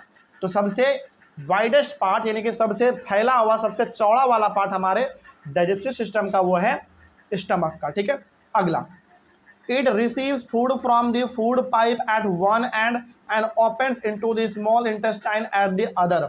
अब देखो इस स्टमक करता क्या है, स्टमक का ऊपर वाला हिस्सा कनेक्टेड है फूड पाइप से, जिसके थ्रू क्या होगा, फूड पाइप से भोजन कहाँ आ जाएगा, स्टमक में आ जाएगा। ये ऊपर वाला पार्ट जो स्टमक का है वो फूड पाइप से कनेक्टेड है, यानी कि ये जो स्टमक का ऊपर वाला हिस्सा है वो फूड पाइप से कनेक्टेड है। वो उससे होगा क्या, फूड पाइप से फूड कहाँ पहुँच जाएगा, स्टमक में पहुँच जाएगा। और दूसरा जो पार्ट है स्टमक का नीचे वाला पार्ट वो कनेक्टेड है किससे, स्मॉल इंटेस्टाइन से। तो ऑब्वियस सी बात है स्टमक से फूड निकल के फिर जाएगा कहाँ, स्मॉल इंटेस्टाइन में चला जाएगा। तो कहने का मतलब यहाँ पे ये है कि ये जो स्टमक आप देख रहे हैं इसका ऊपर वाला हिस्सा फूड पाइप से कनेक्टेड है और नीचे वाला हिस्सा इसका किससे कनेक्टेड है, स्मॉल इंटेस्टाइन से कनेक्टेड है। ध्यान से आप अपने डायग्राम में देखेंगे तो वहाँ पे आपको पता चल जाएगा। ठीक है, आगे, the inner lining of the stomach secretes mucus, hydrochloric acid and digestive juices. अब ये जो स्टमक है, स्टमक का जो अंदर वाला पार्ट है, इनर लाइनिंग का मतलब क्या होगा, स्टमक का अंदर वाला जो पार्ट होता है, जो कि आपको दिखेगा नहीं, डायग्राम में भी नहीं दिखेगा क्योंकि डायग्राम में आपको ऊपर वाला पार्ट केवल दिखाता है। तो स्टमक का जो अंदर वाला पार्ट है वो 2-3 चीज़ों को प्रोड्यूस करता है, मतलब कि स्टमक का जो अंदर वाला पार्ट है वो अंदर वाला पार्ट 3 प्रकार का चीज़ प्रोड्यूस करता है। पहला प्रोड्यूस करेगा वो म्यूकस, हाइड्रोक्लोरिक एसिड और तीसरा डाइजेस्टिव जूसेस। अब इसका काम क्या होता है सबके बारे में एक एक करके भी डिस्कस करने वाले। आइए थोड़ा सा बात करते हैं। पहले म्यूकस क्या करता है, देखो, the mucus protects the lining of the stomach. Mucus क्या करता है, हमारे स्टमक का जो अंदर का पार्ट है, जो लाइनिंग है, उसको बचाने का काम करता है। किससे, हाइड्रोक्लोरिक एसिड से। ध्यान रखिएगा हमारे स्टमक का जो अंदर वाला पार्ट है वो 3 चीज़ प्रोड्यूस करता है। पहला म्यूकस, दूसरा हाइड्रोक्लोरिक एसिड, सोचो ये एसिड है, हमारे बॉडी में एसिड भी प्रोड्यूस होता है, और तीसरा डाइजेस्टिव जूस। अब इन तीनों का फंक्शन क्या है पहले वो समझो। देखो एसिड चाहे कोई भी हो है तो हमारे लिए बॉडी के लिए हानिकारक ही ना, लेकिन ये हाइड्रोक्लोरिक एसिड का काम बहुत ज़्यादा हमारे बॉडी में है। ध्यान रखिएगा होता क्या है, पूरा कहानी समझिए। हाइड्रोक्लोरिक एसिड क्या करता है, हमारे बॉडी में खाना के साथ यदि गलती से कोई कीड़ा मकोड़ा या फिर बैक्टीरिया आ जाता है तो उसको वहीं पे मार देता है। यानी कि मान लीजिए आप कोई खाना खा रहे हैं और उस खाने के साथ छोटा मोटा कोई कीड़ा, चींटी या फिर बैक्टीरिया वगैरह कुछ हमारे बॉडी में चला गया खाने के साथ, भोजन के साथ, तो स्टमक में ही उसको मार दिया जाएगा। कौन मारेगा उसको, हाइड्रोक्लोरिक एसिड मार देगा। अब दूसरी बात, ये हो गया किसका काम, हाइड्रोक्लोरिक एसिड का काम हो गया। दूसरा बात, ये है तो एसिड ही, तो उस स्टमक के अंदर वाला जो पार्ट है उसको बचाने का काम कौन करेगा, म्यूकस कर देगा। एसिड से बचाएगा कौन, म्यूकस बचा देगा। तो तीनों का फंक्शन समझिए एक एक करके। तो पहला बात, स्टमक प्रोड्यूस करेगा 3 चीज़, पहला म्यूकस, दूसरा हाइड्रोक्लोरिक एसिड और तीसरा डाइजेस्टिव जूस। हाइड्रोक्लोरिक एसिड क्या करेगा इसमें, हाइड्रोक्लोरिक एसिड का काम क्या है, यदि गलती से खाने के साथ कोई बैक्टीरिया या फिर कीड़ा मकोड़ा कुछ आ गया, चींटी वगैरह, उसको मारने का काम कौन करेगा, वहीं पे हाइड्रोक्लोरिक एसिड कर देगा। और ये हाइड्रोक्लोरिक एसिड है तो भाई एसिड ही, हमारे बॉडी को उससे क्या है, हानि है। तो उस एसिड से हमारे स्टमक को बचाने का काम किसका है, म्यूकस का है। तो म्यूकस क्या करता है, अपना एक पूरा का पूरा लेयर बिछा देता है स्टमक के अंदर वाले पार्ट पे, जिससे हमारे स्टमक में एसिड का कोई असर नहीं पड़ता है। तो एसिड का काम हो गया बैक्टीरिया को मारना, म्यूकस का काम हो गया स्टमक को बचा के रखना एसिड से। पूछो, म्यूकस नहीं रहेगा तो आपका पूरा का पूरा स्टमक एसिड से जल जाएगा। बोलो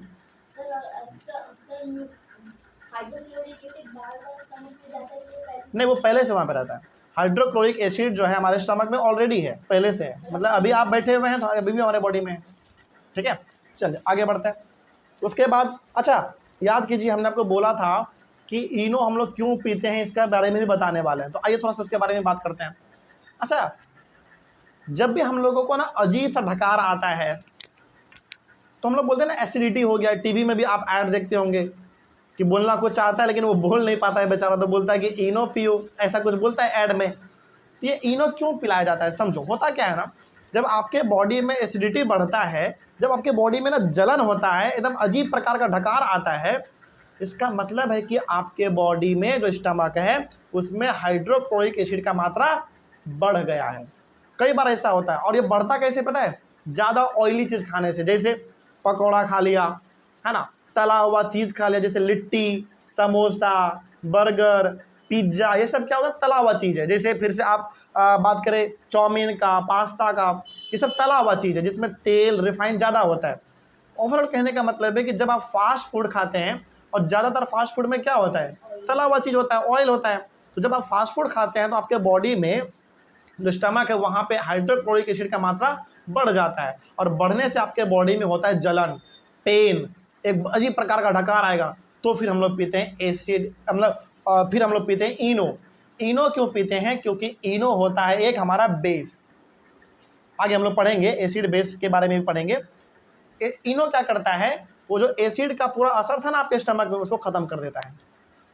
इसीलिए हम लोगों को बोला जाता है कि एसिडिटी यदि हो तो आप क्या पी लो? इनो पी लो। इससे क्या होगा? एसिड का जो मात्रा था वो क्या कर देता है? उसको वो घटा देता है, तो आपका बॉडी नॉर्मल हो जाता है। सर तीनों में से क्या है? इनो बेसिकली एक बेस है। आगे आप पढ़ोगे, इसमें हम आपको पढ़ाएंगे कि जब आप एसिड के साथ बेस को मिला देते हैं तो दोनों एक दूसरे के असर को खत्म कर देता है। अगर तीनों ना पी के स्प्राइट वगैरह पी ले तो इससे हाँ, उसमें भी होता है, मतलब वो भी ठीक कर देता है, ठीक है। लेकिन ज़्यादा सस्ता क्या पड़ता है? इनो। तो हम लोग इनो पी लेते हैं, है ना। आगे बढ़ते हैं। तो ओवरऑल कहने का मतलब है कि हमारे स्टमक में 3 चीज़ प्रोड्यूस होता है। पहला म्यूकस, दूसरा हाइड्रोक्लोरिक एसिड, और तीसरा डाइजेस्टिव जूस। जिसमें हाइड्रोक्लोरिक एसिड का काम क्या है? बैक्टीरिया वगैरह को मार देना, जब गलती से खाना में आ गया है तो। म्यूकस का काम क्या है? उसके स्टमक के इनर लाइनिंग को हाइड्रोक्लोरिक एसिड से बचा के रखने का काम है, ठीक है। अभी आपको ये भी समझ में आ गया कि हम लोग इनो क्यों पीते हैं, टीवी में जो ऐड दिखाता है वो क्यों हो रहा है? क्योंकि हमारे बॉडी में, यानी कि स्टमक में हाइड्रोक्लोरिक एसिड का मात्रा कभी कभार बढ़ जाता है, तो अजीब प्रकार का ढकार आता है, अंदर ही जलन होता है एक प्रकार का। वो जलन किसके वजह से हो रहा है? हाइड्रोक्लोरिक एसिड के वजह से हो रहा है। और वो क्यों होता है? ऑयली चीज़ खाने से। देखे होंगे आप टीवी में, समोसा खाता है बेचारा लेकिन खा नहीं पाता है क्योंकि अजीब प्रकार का ढकार आता है। तो समोसा ही वहाँ पे क्यों दिया गया है? क्योंकि समोसा वहाँ पे इसलिए दिया गया क्योंकि समोसा कैसा चीज़ है? ऑयली चीज़ है, ठीक है। वहाँ पे लिट्टी भी दे सकता है, लिट्टी वो वाला रिफाइन में छाना हुआ, है ना। कचौड़ी दे सकता है, फिर से वहाँ पे और क्या दे सकता है बोलो? फास्ट फूड में कुछ जिसमें तला हुआ चीज़ मिलता हो, बर्गर भी तला हुआ चीज़ है, तो वो सब वहाँ पे दे सकता है। आगे पिज्जा तो उससे तला हुआ चीज भी होता है। नहीं, लेकिन ऑयली तो उसमें, वो ऑयल तो उसमें भी होता है भाई। नहीं सुनो, कौन बोला पिज्जा में ऑयल नहीं होता है? तो होता है, आपको दिखता कम है लेकिन होता है, पिज्जा में भी ऑयल होता है। हाँ, बहुत ज़्यादा नहीं होगा लेकिन होगा पक्का, ठीक है। आगे अगला, तो म्यूकस क्या करेगा? स्टमक के लाइनिंग को बचाएगा हाइड्रोक्लोरिक एसिड से। उसके बाद the acid kills many bacteria that enters along with the food and makes the medium in the stomach acidic and helps the digestive juices to act। कोई बात है, हमने जो कहा कि एसिड क्या करेगा? बैक्टीरिया को मार देगा। जो बैक्टीरिया भोजन के साथ यदि गलती से आ गया है, उसको मारने का काम किसका है? एसिड का काम है। अच्छा, यहाँ पे ना हाइड्रोक्लोरिक एसिड एक काम और करता है। एक काम और क्या करेगा? वो पूरे के पूरे स्टमक को एसिडिक बना देता है। एसिडिक का मतलब है कि पूरा स्टमक को एसिड से भर देगा, और एसिड से भरेगा मतलब कि पूरा स्टमक एसिडिक होगा, तभी जाके डाइजेस्टिव जूस अपना काम करेगा। और डाइजेस्टिव जूस करता क्या है? The digestive juices breaks down the proteins into simpler substances. यानी कि डाइजेस्टिव जूस अपना काम तभी करेगा जब स्टमक में क्या प्रेजेंट हो? एसिड प्रेजेंट हो, ठीक है। और डाइजेस्टिव जूस क्या करेगा? प्रोटीन को ब्रेक करेगा। अच्छा, एक बात और यहाँ पे आप देखते चलिएगा कि माउथ में पहली बार क्या ब्रेक हुआ था? याद करिए, कार्बोहाइड्रेट। किसमें? शुगर में। हालांकि लिखा गया स्टार्च को ब्रेक किया गया, किसमें? शुगर में। लेकिन हमने आपको बोला था कि स्टार्च किसका रूप है? कार्बोहाइड्रेट का रूप है। मतलब कि जब आप भोजन को खाते हैं, माउथ में जब आप उसको चबाते हैं, तो एक तरीके से कार्बोहाइड्रेट को आप चबा रहे हैं। तो कार्बोहाइड्रेट ब्रेक हो जाता है किसमें? शुगर में। और वहां पे लिखा हुआ क्या था नोट्स में? स्टार्च ब्रेक हो जाता है किसमें? शुगर में। कहने का मतलब यहाँ पे है कि स्टार्च का ही फॉर्म क्या है? कार्बोहाइड्रेट। या फिर आप ये बोल सकते हैं कि कार्बोहाइड्रेट का दूसरा रूप क्या है? स्टार्च, जिसको ब्रेक कर दिया जाता है शुगर में। तो एक बार हमारा कार्बोहाइड्रेट ब्रेक हो चुका, किसमें? शुगर में। यहाँ पे क्या ब्रेक हो चुका बताओ? प्रोटीन ब्रेक हो चुका, किसमें? छोटे छोटे सबस्टांसेस में। कोई दिक्कत इसमें? समझ में आ रही है बात? तो ये जो पूरा का पूरा डाइजेस्टिव सिस्टम हम लोग पढ़ रहे हैं, इसको पढ़ने का मेन मोटिव यही है कि एक के बाद एक चीज़ ब्रेक होता चला जाएगा। जैसे कार्बोहाइड्रेट ब्रेक हो गया हमारे माउथ में, किसमें ब्रेक हो गया वो, शुगर में। अभी क्या ब्रेक हो गया हमारा, प्रोटीन ब्रेक हो गया, किसमें, छोटे छोटे सबस्टांसेस में ब्रेक हो गया।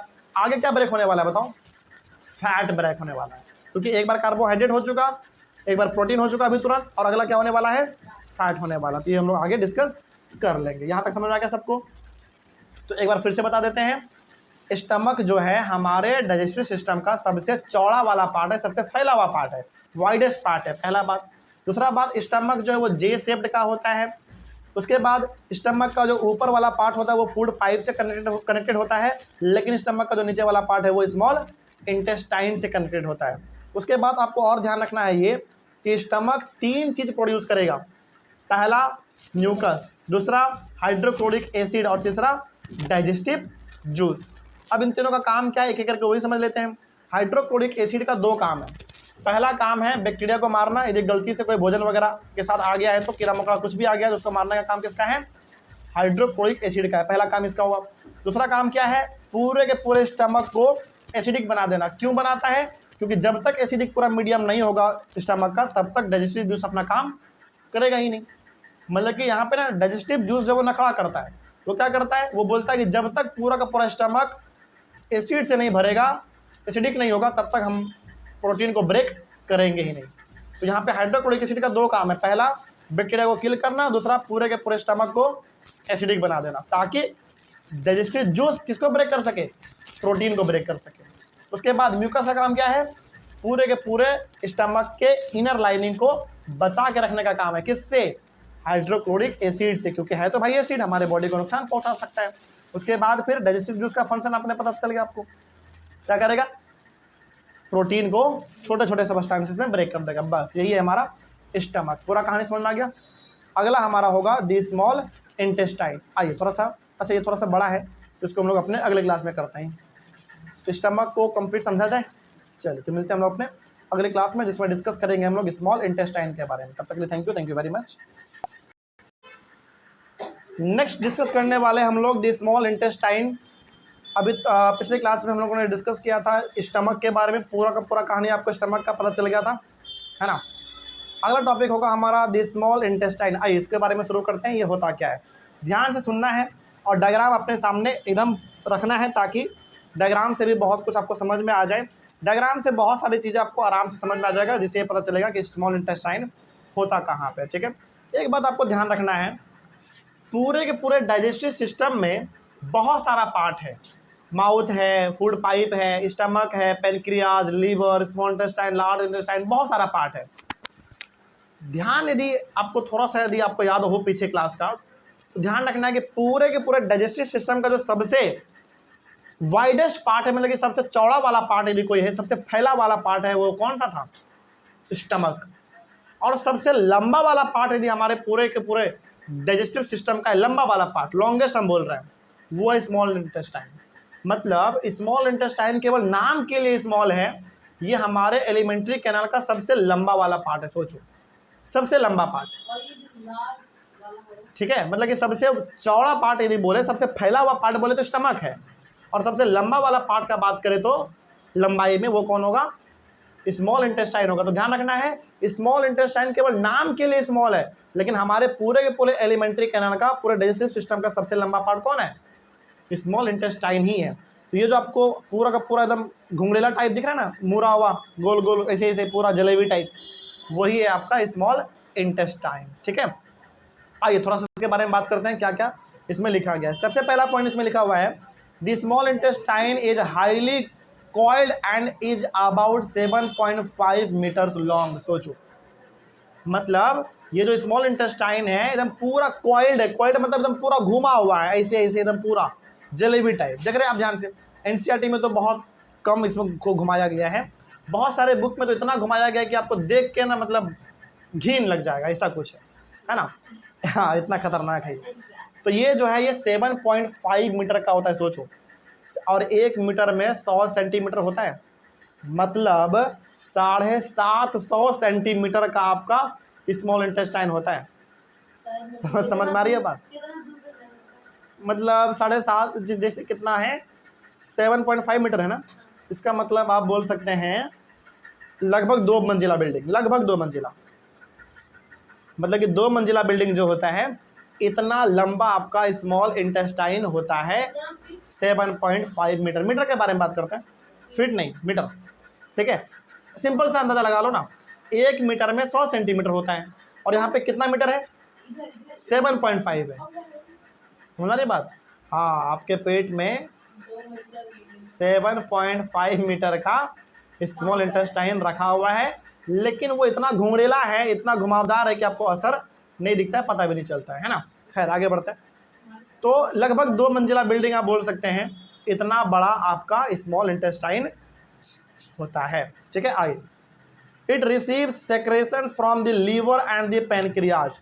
स्मॉल इंटेस्टाइन को भोजन को ब्रेक करने के लिए 2 चीज़ों का सहारा लेना पड़ता है, वो है हमारा पहला लीवर और दूसरा है पैनक्रियाज। कहने का मतलब ये है कि स्मॉल इंटेस्टाइन में जब हमारा भोजन आता है, कहाँ से आएगा बताओ जरा? लीवर। स्टमक से। लीवर से कैसे? स्टमक से आएगा ना। मतलब स्टमक का जो नीचे वाला पार्ट था वो किससे कनेक्टेड था? स्मॉल इंटेस्टाइन से। तो अब हमारा भोजन धीरे धीरे सड़कते सड़कते कहाँ आ चुका है? स्टमक से कहाँ आ चुका है? स्मॉल इंटेस्टाइन में आ चुका है। अब स्मॉल इंटेस्टाइन में भी तो भोजन हमारा ब्रेक होगा, डाइजेस्ट होगा। तो स्मॉल इंटेस्टाइन भोजन को, फूड को ब्रेक करने के लिए 2 ऑर्गन का सहारा लेता है, पहला लीवर और दूसरा पैनक्रियाज। अब हम लोगों को ये डिस्कस करना है कि आखिर स्मॉल इंटेस्टाइन में लीवर क्या काम करता है अपना, और पैनक्रियाज क्या करता है। तो ध्यान से समझना है। ओवरऑल कहने का मतलब यहाँ है, ये है पूरा कहानी, ये है केवल कि स्टमक से जब हमारा भोजन स्मॉल इंटेस्टाइन में आता है तो वहाँ पे भी हमारा भोजन ब्रेक होता है, छोटे छोटे टुकड़ों में, वहाँ पे भी डिवाइड होता है। लेकिन स्टमक अपने भोजन को ब्रेक करने के लिए 2 ऑर्गन का सहारा लेता है, 2 बॉडी पार्ट का सहारा लेता है, पहला लीवर का और दूसरा पैनक्रियाज का। तो हमको इसमें मेन ये समझना है कि आखिर इसमें लीवर क्या करता है और पैनक्रियाज क्या करता है, तब आपको समझ में आएगा कि स्मॉल इंटेस्टाइन में भोजन का ब्रेक डाउन कैसे होता है। ठीक है, आइए समझते हैं इसके बारे में क्या लिखा हुआ है। It's wall also secrets juices. और स्मॉल इंटेस्टाइन का जो वॉल है वो भी कुछ प्रोड्यूस करता है, जूसेस को प्रोड्यूस करता है, मतलब वो भी कुछ प्रोड्यूस करता है। तो ओवरऑल कहने का मतलब है कि स्मॉल इंटेस्टाइन में जो भोजन ब्रेक होता है हमारा, उसको ब्रेक करने के लिए मदद लेना पड़ता है, पहला लीवर से, दूसरा पैनक्रियाज से, और तीसरा खुद स्मॉल इंटेस्टाइन भी कुछ चीज़ प्रोड्यूस करके भोजन को ब्रेक करता है। इसीलिए स्मॉल इंटेस्टाइन को कंप्लीट साइट ऑफ डाइजेशन बोला जाता है। मतलब कि भोजन का जो पूरी तरीके से ब्रेक डाउन हो जाता है वो कहाँ हो जाता है? स्मॉल इंटेस्टाइन में हो जाता है। मतलब कि भोजन माउथ से होते हुए, फूड पाइप से होते हुए, स्टमक से होते हुए कहाँ पहुँचता है? स्मॉल इंटेस्टाइन पहुँचता है। और स्मॉल इंटेस्टाइन वो हमारे डाइजेस्टिव सिस्टम का ऐसा पार्ट है जहाँ पे भोजन पूरी तरीके से ब्रेक हो जाता है। इसीलिए कई जगह पर आपको लिखा हुआ मिलेगा कि small intestine is the complete site of digestion. मतलब कि स्मॉल इंटेस्टाइन में भोजन का ब्रेकडाउन पूरा हो जाता है, कंप्लीट हो जाता है।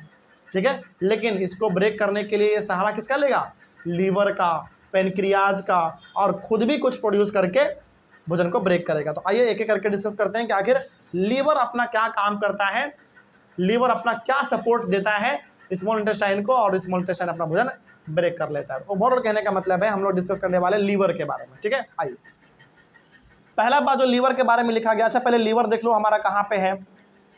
ये है आपका पूरा का पूरा लीवर, स्टमक के लेफ्ट साइड में, स्टमक के लेफ्ट साइड में आपका लीवर है पूरा का पूरा। और लीवर के ये जो रेड वाला पार्ट है ना, ये गॉल ब्लैडर है, छोटा सा पार्ट वहाँ पे दिख रहा होगा आपको, वो गॉल ब्लैडर है जो कि लीवर के अंदर ही होता है। तो इसके बारे में हम डिस्कस करते हैं क्या है। देखो पहला है, liver is a reddish brown gland situated in the upper part of the abdomen on the right side. Overall कहने का मतलब सिंपल सा है कि जो लीवर है वो लाल कलर का है, रेडिश ब्राउन है, मतलब कि लाल रंग और ब्राउन रंग। इसका मतलब आप कह सकते हैं कि डार्क रेड, मतलब कि आप लाल कलर और ब्राउन कलर को आप मिलाओगे तो क्या बनेगा? डार्क रेड बन जाता है, मतलब डार्क रेड, हाँ मरून कह सकते हैं आप, ठीक ना। मतलब कि थोड़ा सा ज़्यादा लाल बन जाता है, थोड़ा सा उसमें आप इमेजिन करो कि लाल कलर है और ब्राउन है, दोनों को आपने मिक्स किया है, वो डार्क रेड हो जाता है थोड़ा, ठीक ना। बिल्कुल ठीक। आगे उसके बाद ये जो लीवर है ये बिल्कुल आपके स्टमक के राइट साइड में होता है, या फिर आप ये भी बोल सकते हैं कि थोड़ा सा ऊपर होता है, बस ज़्यादा ऊपर भी नहीं।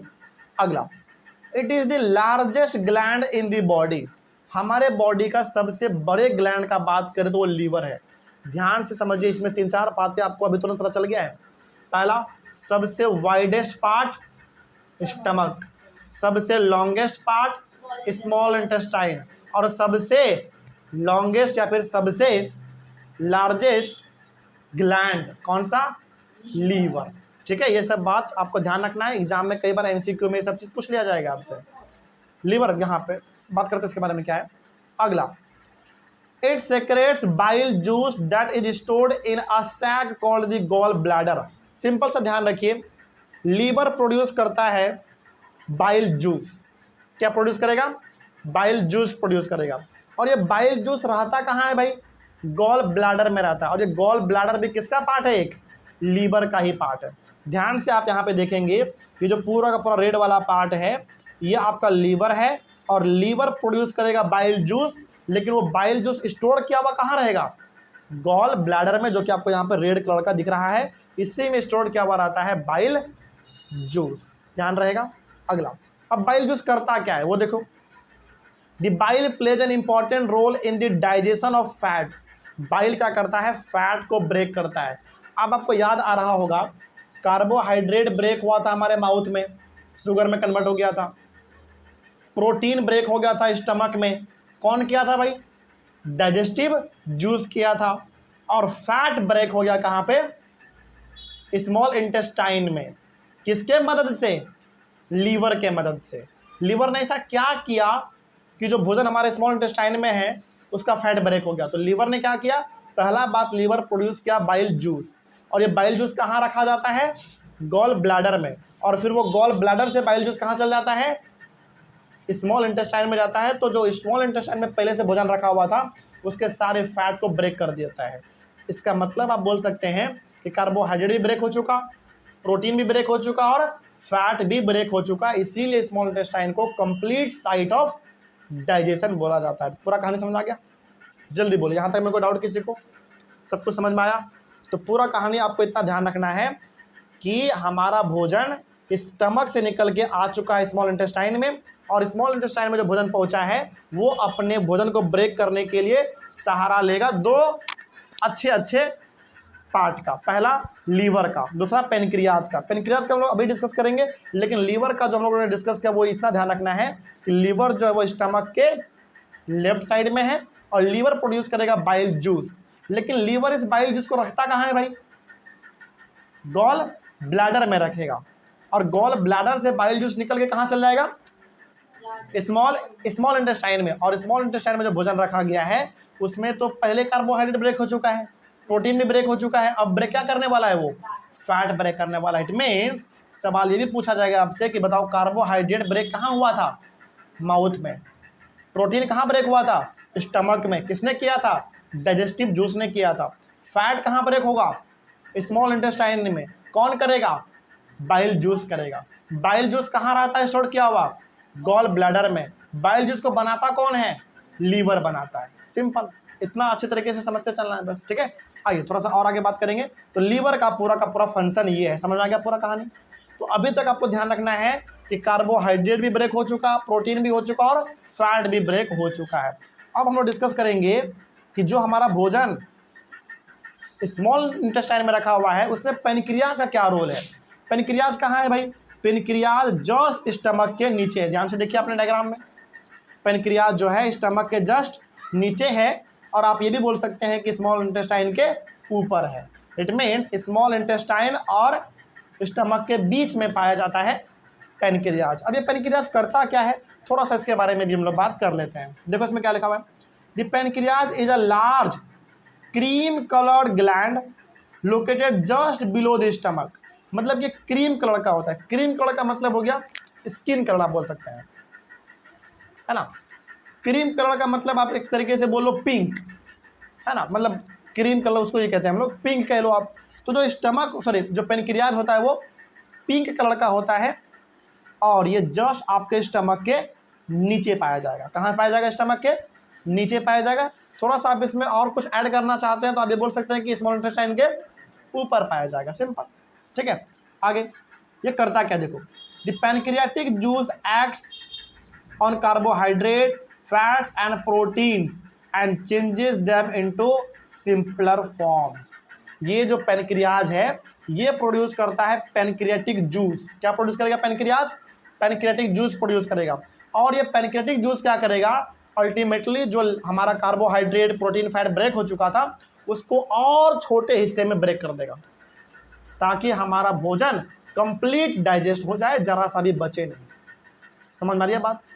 कोई दिक्कत? तो कार्बोहाइड्रेट पहले ब्रेक हो चुका था, प्रोटीन ब्रेक हो चुका हमारा स्टमक में, कार्बोहाइड्रेट ब्रेक हो चुका हमारे माउथ में ही, और फैट हमारा ब्रेक हो चुका स्मॉल इंटेस्टाइन में। अब पैनक्रियाटिक जूस कौन प्रोड्यूस कर रहा है? पैनक्रियाज कर रहा है। तो पैनक्रियाज प्रोड्यूस करता है पैनक्रियाटिक जूस, और ये पैनक्रियाटिक जूस क्या करेगा? इन तीनों को दोबारा और छोटे छोटे हिस्सों में डिवाइड कर देगा। तो क्या अब आपको स्मॉल इंटेस्टाइन में जो दो ग्लैंड का सहारा लेता है, ये लीवर और पैनक्रियाज, दोनों का फंक्शन पता चला? तो सिंपल सा ध्यान रखना है कि स्टमक से जो भोजन हमारे स्मॉल इंटेस्टाइन में आया है उस स्मॉल इंटेस्टाइन के भोजन को ब्रेक करने के लिए स्मॉल इंटेस्टाइन दो ग्लैंड का, दो पार्ट का सहारा लेता है। लीवर का पहला, दूसरा पैनक्रियाज का। लीवर का सहारा वो कैसे लेता है? तो लीवर प्रोड्यूस करता है बाइल जूस। बाइल जूस को लीवर रखता कहाँ है बना के?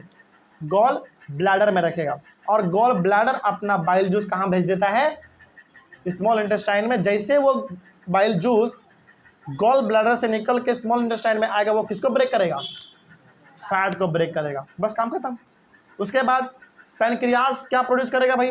पैनक्रियाज प्रोड्यूस करेगा पैनक्रियाटिक जूस। ये पैनक्रियाटिक जूस क्या करेगा? कार्बोहाइड्रेट, प्रोटीन और फैट जो कि पहले ब्रेक हो चुका था उसको और ब्रेक कर देगा। जो थोड़ा बहुत बचा कुचा होगा उसको और ब्रेक कर देगा और उसको सिंपल फॉर्म में कन्वर्ट कर देगा। कोई दिक्कत? समझ में आ रही है बात? मतलब कि कार्बोहाइड्रेट, प्रोटीन, फैट यदि और थोड़ा कुछ बहुत बचा भी होगा ब्रेक होने में तो उसको और भी ब्रेक कर दिया जाएगा ताकि आपको कंप्लीट एनर्जी मिल सके, आपका भोजन बर्बाद ना हो। आपको जानकर बड़ी हैरानी होगी, इतना कुछ होने के बावजूद भी हमारे बॉडी में सारा कुछ डाइजेस्ट नहीं हो पाता, सब कुछ नहीं पच पाता है। तो जो नहीं पच पाता है उसको हम अपने बॉडी से वेस्ट मटेरियल के तौर पे बाहर निकाल देते हैं। ठीक है, चलिए खैर आगे बढ़ते हैं। तो ये हो गया हमारा पैनक्रियाज के बारे में। 2 पॉइंट और लिखा हुआ है स्मॉल इंटेस्टाइन के बारे में जो कि बहुत इंपॉर्टेंट है, उसको भी समझ लेते हैं।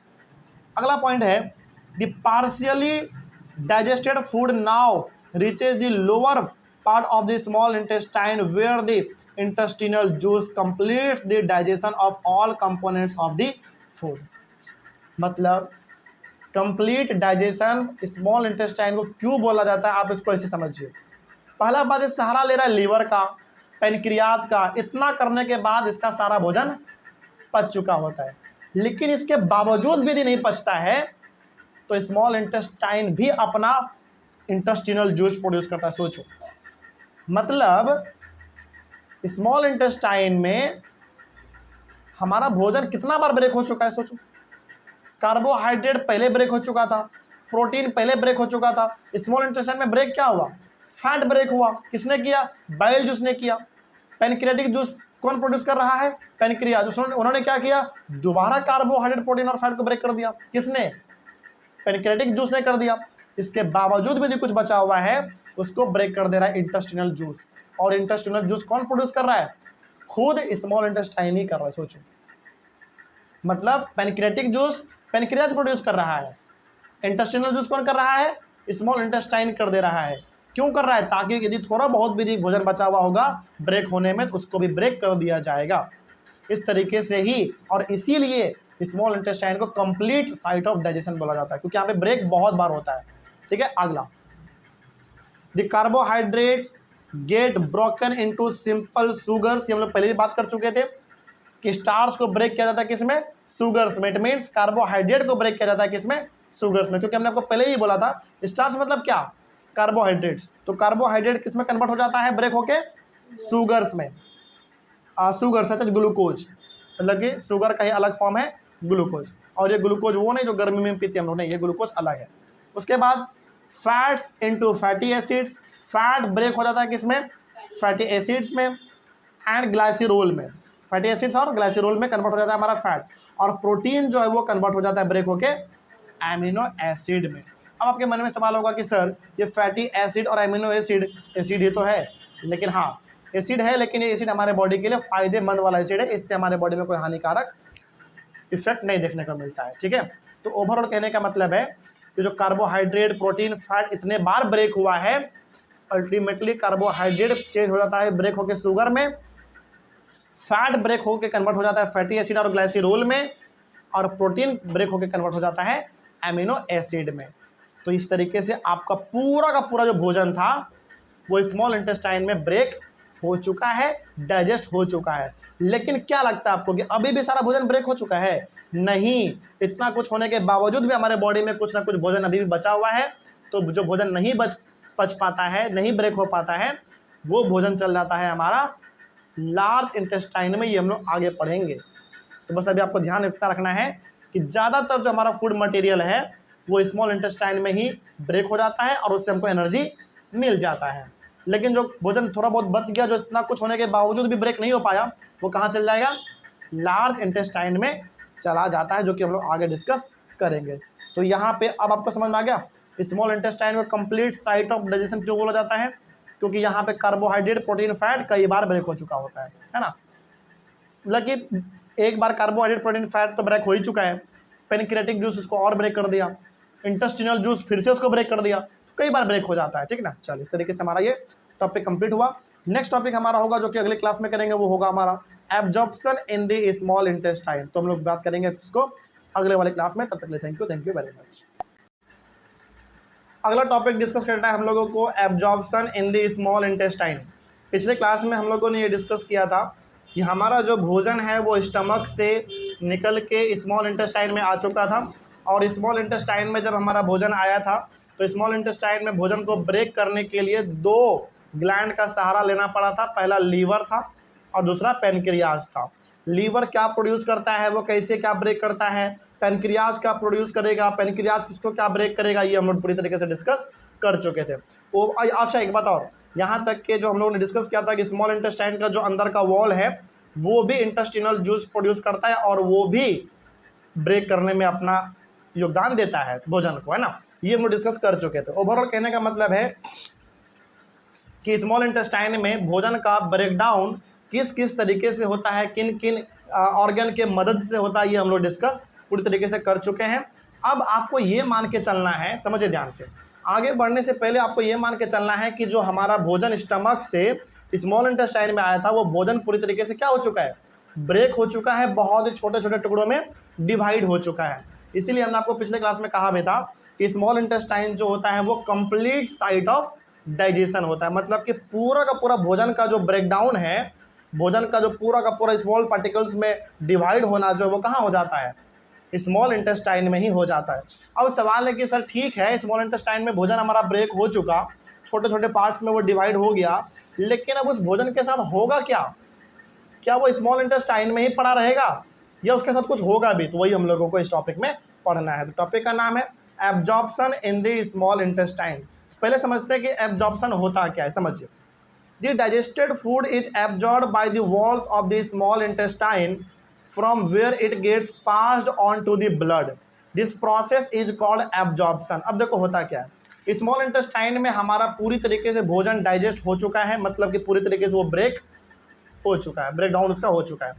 अब होता क्या है, स्मॉल इंटेस्टाइन का जो वॉल है, मतलब कि स्मॉल इंटेस्टाइन का जो अंदर वाला पोर्शन है, स्मॉल इंटेस्टाइन का जो अंदर वाला पोर्शन है वो सारे के सारे फूड मटेरियल को एब्जॉर्ब कर लेता है, अपनी ओर खींच लेता है। और स्मॉल इंटेस्टाइन के जो अंदर वाला पार्ट है उसमें प्रेजेंट है पहले से ब्लड, और हमारा भोजन मिल जाता है कहाँ पे? ब्लड में मिल जाता है। उसके साथ क्या होता है, उसके बाद क्या होता है वो हम लोग डिस्कस करेंगे। बस समझिए कि एब्जॉर्प्शन का मतलब क्या हुआ। देखो अभी हमारा फिलहाल फूड कहाँ रखा हुआ है? स्मॉल इंटेस्टाइन में रखा हुआ है, पूरी तरीके से वो डाइजेस्ट हो चुका है, ब्रेक हो चुका है, पूरा का पूरा छोटे छोटे टुकड़ों में डिवाइड हो चुका है। अब होगा क्या, स्मॉल इंटेस्टाइन में ब्लड भरा हुआ है, मतलब कि स्मॉल इंटेस्टाइन है क्या हमारा? मसल ही तो है, उस मसल में क्या प्रेजेंट है? ब्लड प्रेजेंट है। तो हमारा सारा का सारा डाइजेस्टेड फूड जो स्मॉल इंटेस्टाइन में रखा हुआ है वो डाइजेस्टेड फूड मिल जाएगा किसके साथ? ब्लड के साथ। वही हमारा कहलाता है एब्जॉर्प्शन। अब सवाल है कि सर ब्लड में वो भोजन हमारा मिल गया, अब क्या होगा, तो वही हम लोग अब डिस्कस करने वाले हैं। अब समझिए ये विली क्या होता है। The inner walls of the small intestine have thousands of finger like structure, these are called villi. Finger जैसे आप अपना पंजा निकालो, पूरा 5 उंगली है, उसमें यदि आप ध्यान से देखोगे तो बीच बीच में गैप है ना, ये जो उंगली है ना आपका 5 को, इसी प्रकार का आपका होता है विली।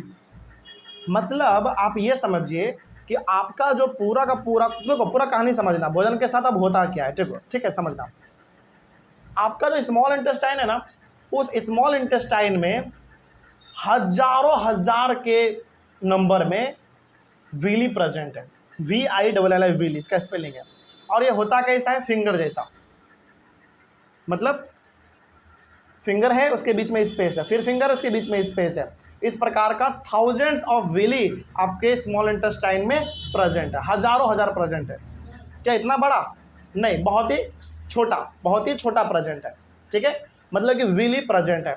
अब विली पूरी तरीके से ब्लड से भरा हुआ है, किससे भरा हुआ है, ब्लड से भरा हुआ है। तो विली क्या करेगा, सारे के सारे डाइजेस्टेड फूड को अपनी ओर खींच लेगा और अपने ब्लड में मिला लेगा। यहाँ तक कहानी समझ में आया। और इसी को हम लोग क्या बोलेंगे, एब्जॉर्प्शन बोलेंगे। क्या बोलेंगे, एब्जॉर्प्शन। एक बार पूरा कहानी समझाते हैं, फिर आगे बढ़ेंगे तो समझ में आपको ज़्यादा आएगा, ठीक है। स्मॉल इंटेस्टाइन में हमारा भोजन पूरी तरीके से ब्रेक हो चुका है, पूरी तरीके से ब्रेक हो चुका है। अब स्मॉल इंटेस्टाइन का जो अंदर वाला वॉल है, अंदर का जो पूरा पार्ट है स्मॉल इंटेस्टाइन का, उसमें हजारों हजार विली प्रेजेंट है। और विली कैसा होता है, फिंगर जैसा होता है। और इस विली में क्या भरा हुआ है भाई, इस विली में भरा हुआ है पूरी तरीके से ब्लड। अब ये विली क्या करेगा, सारे के सारे डाइजेस्टेड फूड को, ब्रेक डाउन जो हो चुका है हमारा फूड, उसको अपनी ओर, जो ब्लड है अपने बॉडी में, विली अपने बॉडी में जो ब्लड है उसको उसमें मिला देगा। विली के पास क्या है, ब्लड है, तो उस ब्लड में अपने भोजन को वो मिला लेगा। इस प्रोसेस को हम लोग बोल देंगे एब्जॉर्प्शन। अब फिर से सवाल ये है कि सर ठीक है, स्मॉल इंटेस्टाइन में हमारा भोजन ब्रेक भी हो गया, स्मॉल इंटेस्टाइन के वॉल में विली प्रेजेंट है जिसमें कि ब्लड भरा हुआ है, और विली ने भोजन को लिया और अपने ब्लड में मिला भी लिया। अब क्या होगा, चलिए अब देखते हैं क्या होता है। The villi increase the surface area for absorption of the digested food. Basically villi क्या करता है, विली अपने एरिया को बढ़ा लेता है, मतलब विली अपने साइज को बढ़ा लेता है ताकि वो ज़्यादा से ज़्यादा भोजन अपने ब्लड में मिला सके, है ना। अब ब्लड में एक बार हमारा भोजन मिल चुका है, अब होता क्या है वो समझो। The surface of the villi absorbs the digested food materials. वही बात है जो हमने कहा कि विली क्या करेगा, सारे के सारे डाइजेस्टेड फूड को अपनी ओर खींचेगा और अपने ब्लड में घोल देगा, उसको मिला देगा, ठीक है। The absorbed substances are transported via the blood vessels to different organs of the body where they are used to build complex substances such as the proteins required by the body। अच्छा, ये आप में से कितने लोग हैं जो मानेंगे कि पूरे बॉडी में हमारा ब्लड भरा हुआ है, मतलब कि बॉडी के हर पार्ट तक ब्लड पहुंचा हुआ है, मानना पड़ेगा आपको। सही बात भी है, हमारे पूरे बॉडी के हर एक पार्ट तक ब्लड पहुंचा हुआ है। अब हुआ क्या, पूरा कहानी समझिए। स्मॉल इंटेस्टाइन में हमारा भोजन ब्रेकडाउन हो चुका है, पूरी तरीके से डाइजेस्ट हो चुका है। स्मॉल इंटेस्टाइन में पहले से क्या प्रेजेंट है, थाउजेंड्स के मामले, मतलब थाउजेंड्स के नंबर में विली प्रेजेंट है। और विली में क्या प्रेजेंट है, ब्लड प्रेजेंट है। तो विली क्या करेगा, सारे के सारे डाइजेस्टेड फूड को अपनी ओर खींचेगा और अपने ब्लड में मिला देगा। इस प्रोसेस को हमने नाम दिया था एब्जॉर्प्शन। अब विली जो कि पूरी तरीके से ब्लड से भरा हुआ है, उसमें हमारा फूड मटेरियल आके मिक्स हो चुका है। अब वो ब्लड क्या करेगा, पूरे के पूरे हर बॉडी पार्ट तक वो ब्लड जाएगा। और इसका मतलब है कि पूरे बॉडी पार्ट तक ब्लड जा रहा है, इसका मतलब ब्लड के साथ भोजन भी जा रहा है, क्योंकि ब्लड में तो हमारा भोजन मिक्स है, हाँ या ना। मतलब कि पूरे बॉडी तक हमारा ब्लड डेली, मतलब हर सेकेंड मूव करता रहता है।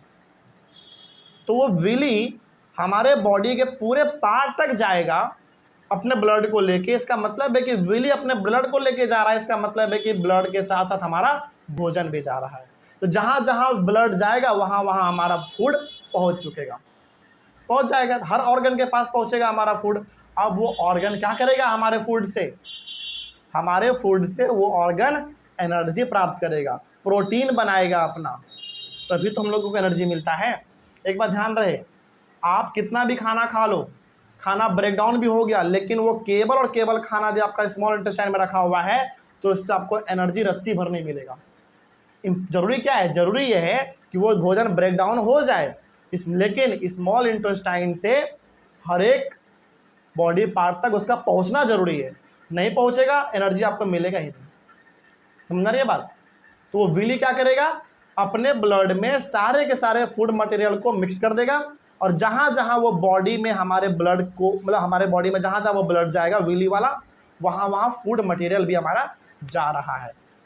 और जैसे एक बार ऑर्गन के पास हमारा फूड मटेरियल पहुंचेगा, वो ऑर्गन हमारे फूड मटेरियल से एनर्जी बनाएगा, प्रोटीन बनाएगा। और यदि आपके बॉडी पार्ट को, आपके ऑर्गन को यदि एनर्जी मिल रहा है, इसका मतलब है कि आपको एनर्जी मिल रहा है, क्योंकि हमारा बॉडी किससे बना है? ऑर्गन वगैरह से तो मिला हुआ है। बस यही हमारा पूरा कहानी चलता रहता है। समझ में आ गया पूरा कहानी? बस आगे बढ़ते हैं। अब है हमारा एसिमिलेशन क्या होता है। आइए थोड़ा सा एसिमिलेशन के बारे में पढ़ते हैं। The absorbed food is utilised by the body for growth and formation of body part. This process is known as assimilation. अब देखिए हुआ क्या। विली में प्रेजेंट था ब्लड। ब्लड हमारे सारे फूड मटेरियल को हर एक बॉडी पार्ट तक लेके चला गया। अब हमारा पूरा का पूरा फूड मटेरियल कहाँ पहुंच चुका है? अलग अलग बॉडी पार्ट तक पहुंच चुका है। वो बॉडी पार्ट क्या करेगा? अब बॉडी पार्ट उस फूड मटेरियल से एनर्जी बनाएगा, प्रोटीन बनाएगा, रिपेयर करेगा, अपने आप को मजबूत बनाएगा। इस प्रोसेस को कहते हैं एसिमिलेशन। तो 3-4 प्रकार का डेफिनेशन आपके चैप्टर में अभी तक आ चुका है। यदि मैं आपको याद दिलाऊं तो बहुत पहले आपने पढ़ा है इंजेशन। इंजेशन का मतलब क्या था? भोजन खाने का जो प्रोसेस है वो इंजेशन कहलाता था।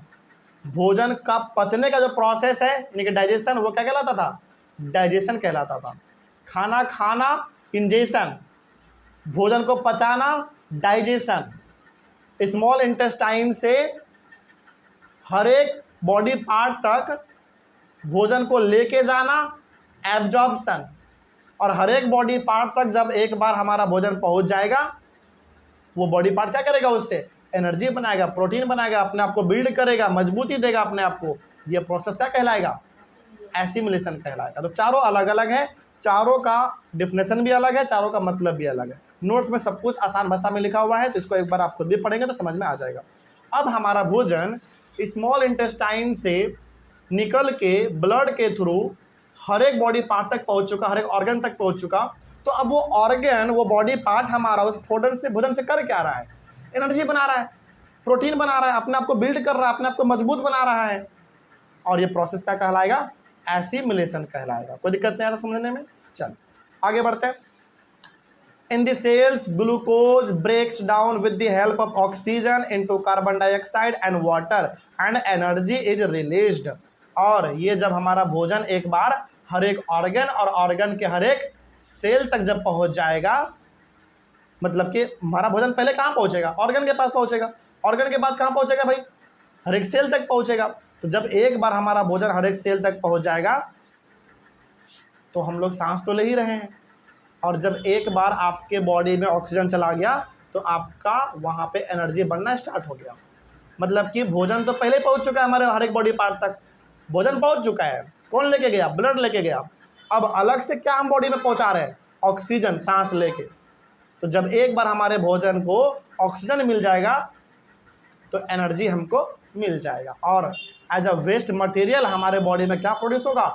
Carbon dioxide. मतलब हम लोग क्या रिलीज करते हैं, क्या छोड़ते हैं? कार्बन डाइऑक्साइड छोड़ते हैं। तो कार्बन डाइऑक्साइड कहाँ से है हमारे बॉडी में? कार्बन डाइऑक्साइड तब हमारे बॉडी में बनता है जब हमारे बॉडी में एनर्जी बन रहा होता है तब। जैसे ब्लड के थ्रू हर एक पार्ट तक क्या पहुँच गया? भोजन पहुँच गया। और जब हम लोगों ने सांस लिया तो हर एक पार्ट तक क्या पहुँच गया? ऑक्सीजन पहुँच गया। तो खाना पहले पहुँच चुका है, ऑक्सीजन अब पहुँच गया, तो वहाँ पे क्या बनना स्टार्ट हो जाएगा? एनर्जी बनना स्टार्ट हो जाएगा। और एनर्जी बनने के दौरान एज अ वेस्ट मटेरियल, मतलब कि एक फालतू चीज़ जो जनरेट हो जाता है वो क्या है? कार्बन डाइऑक्साइड है। और वो कार्बन डाइऑक्साइड हम लोग बॉडी से बाहर निकाल देते हैं। क्यों बाहर निकालते हैं? क्योंकि वो हमारे बॉडी के लिए किसी काम का नहीं है, वो एक तरीके से हमारे बॉडी के लिए वो वेस्ट मटेरियल है। समझ में आया पूरा कहानी? कोई दिक्कत इसमें? चलो, तो यदि कोई पूछे कि बताओ कार्बन डाइऑक्साइड हमारे बॉडी में कैसे बनता है, तो सिंपल सा बताना है कि जब एक बार भोजन हर एक सेल तक पहुंच जाता है, हर एक बॉडी पार्ट तक पहुंच जाता है, तो ऑक्सीजन वो अलग से ले लेता है, और एक बार जब हर एक बॉडी पार्ट तक भोजन और ऑक्सीजन दोनों पहुंच गया तो एनर्जी बनना स्टार्ट हो जाता है, एनर्जी का फॉर्मेशन स्टार्ट हो जाता है। और एनर्जी के बनने के दौरान एक जो फालतू चीज़ जनरेट होता है वो क्या है? कार्बन डाइऑक्साइड है। इसी तरीके से हमारा कार्बन डाइऑक्साइड बनता है। और क्या ये कार्बन डाइऑक्साइड आपके बॉडी के लिए ज़रूरत है? नहीं, ये जब ये क्या है, वेस्ट मटेरियल है जो कि आपके बॉडी से बाहर निकल जाता है जब हम लोग सांस छोड़ते हैं तब। सिंपल। बस आगे बढ़ते हैं।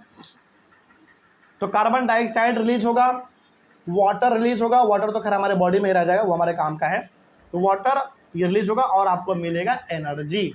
तो एनर्जी देखो आपको तब मिलता है, मतलब कि जैसे मान लीजिए आप बहुत ही कमज़ोर हो गए हैं, आपके बॉडी में एनर्जी नहीं बचा हुआ है। एनर्जी आपको मिलेगा कब?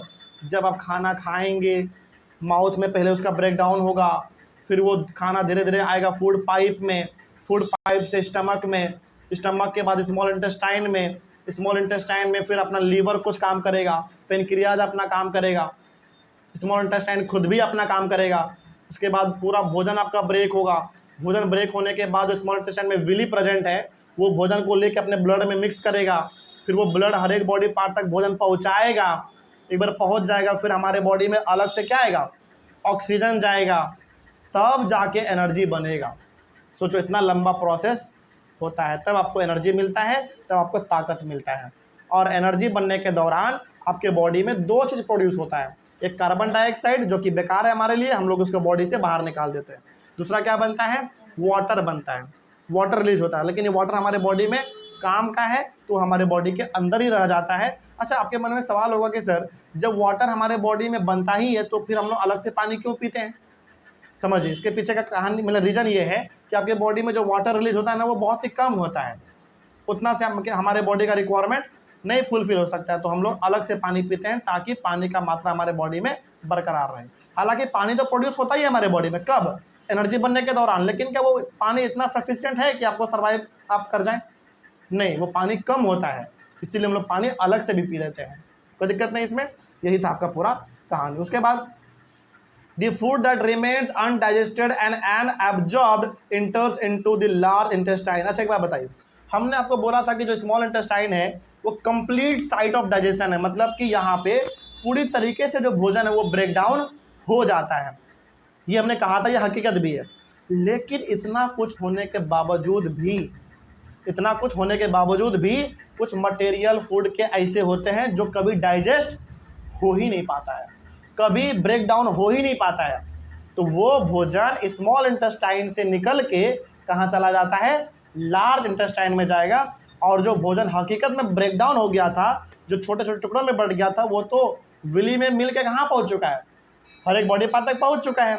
लेकिन जो डाइजेस्ट हुआ ही नहीं वो कहाँ पहुँचेगा? लार्ज इंटेस्टाइन में पहुँचेगा। तो अब हमारा लार्ज इंटेस्टाइन में वैसा भोजन आया है, वैसा मटेरियल आया है जो कभी पच पाया ही नहीं, जो कभी पच ही नहीं पाया, जो कभी ब्रेक डाउन हो ही नहीं पाया। समझ में आ रही है बात? अच्छा एक बात बताइए, हम लोग बोलते हैं स्मॉल इंटेस्टाइन को कंप्लीट साइट ऑफ डाइजेशन, क्या सही बात है?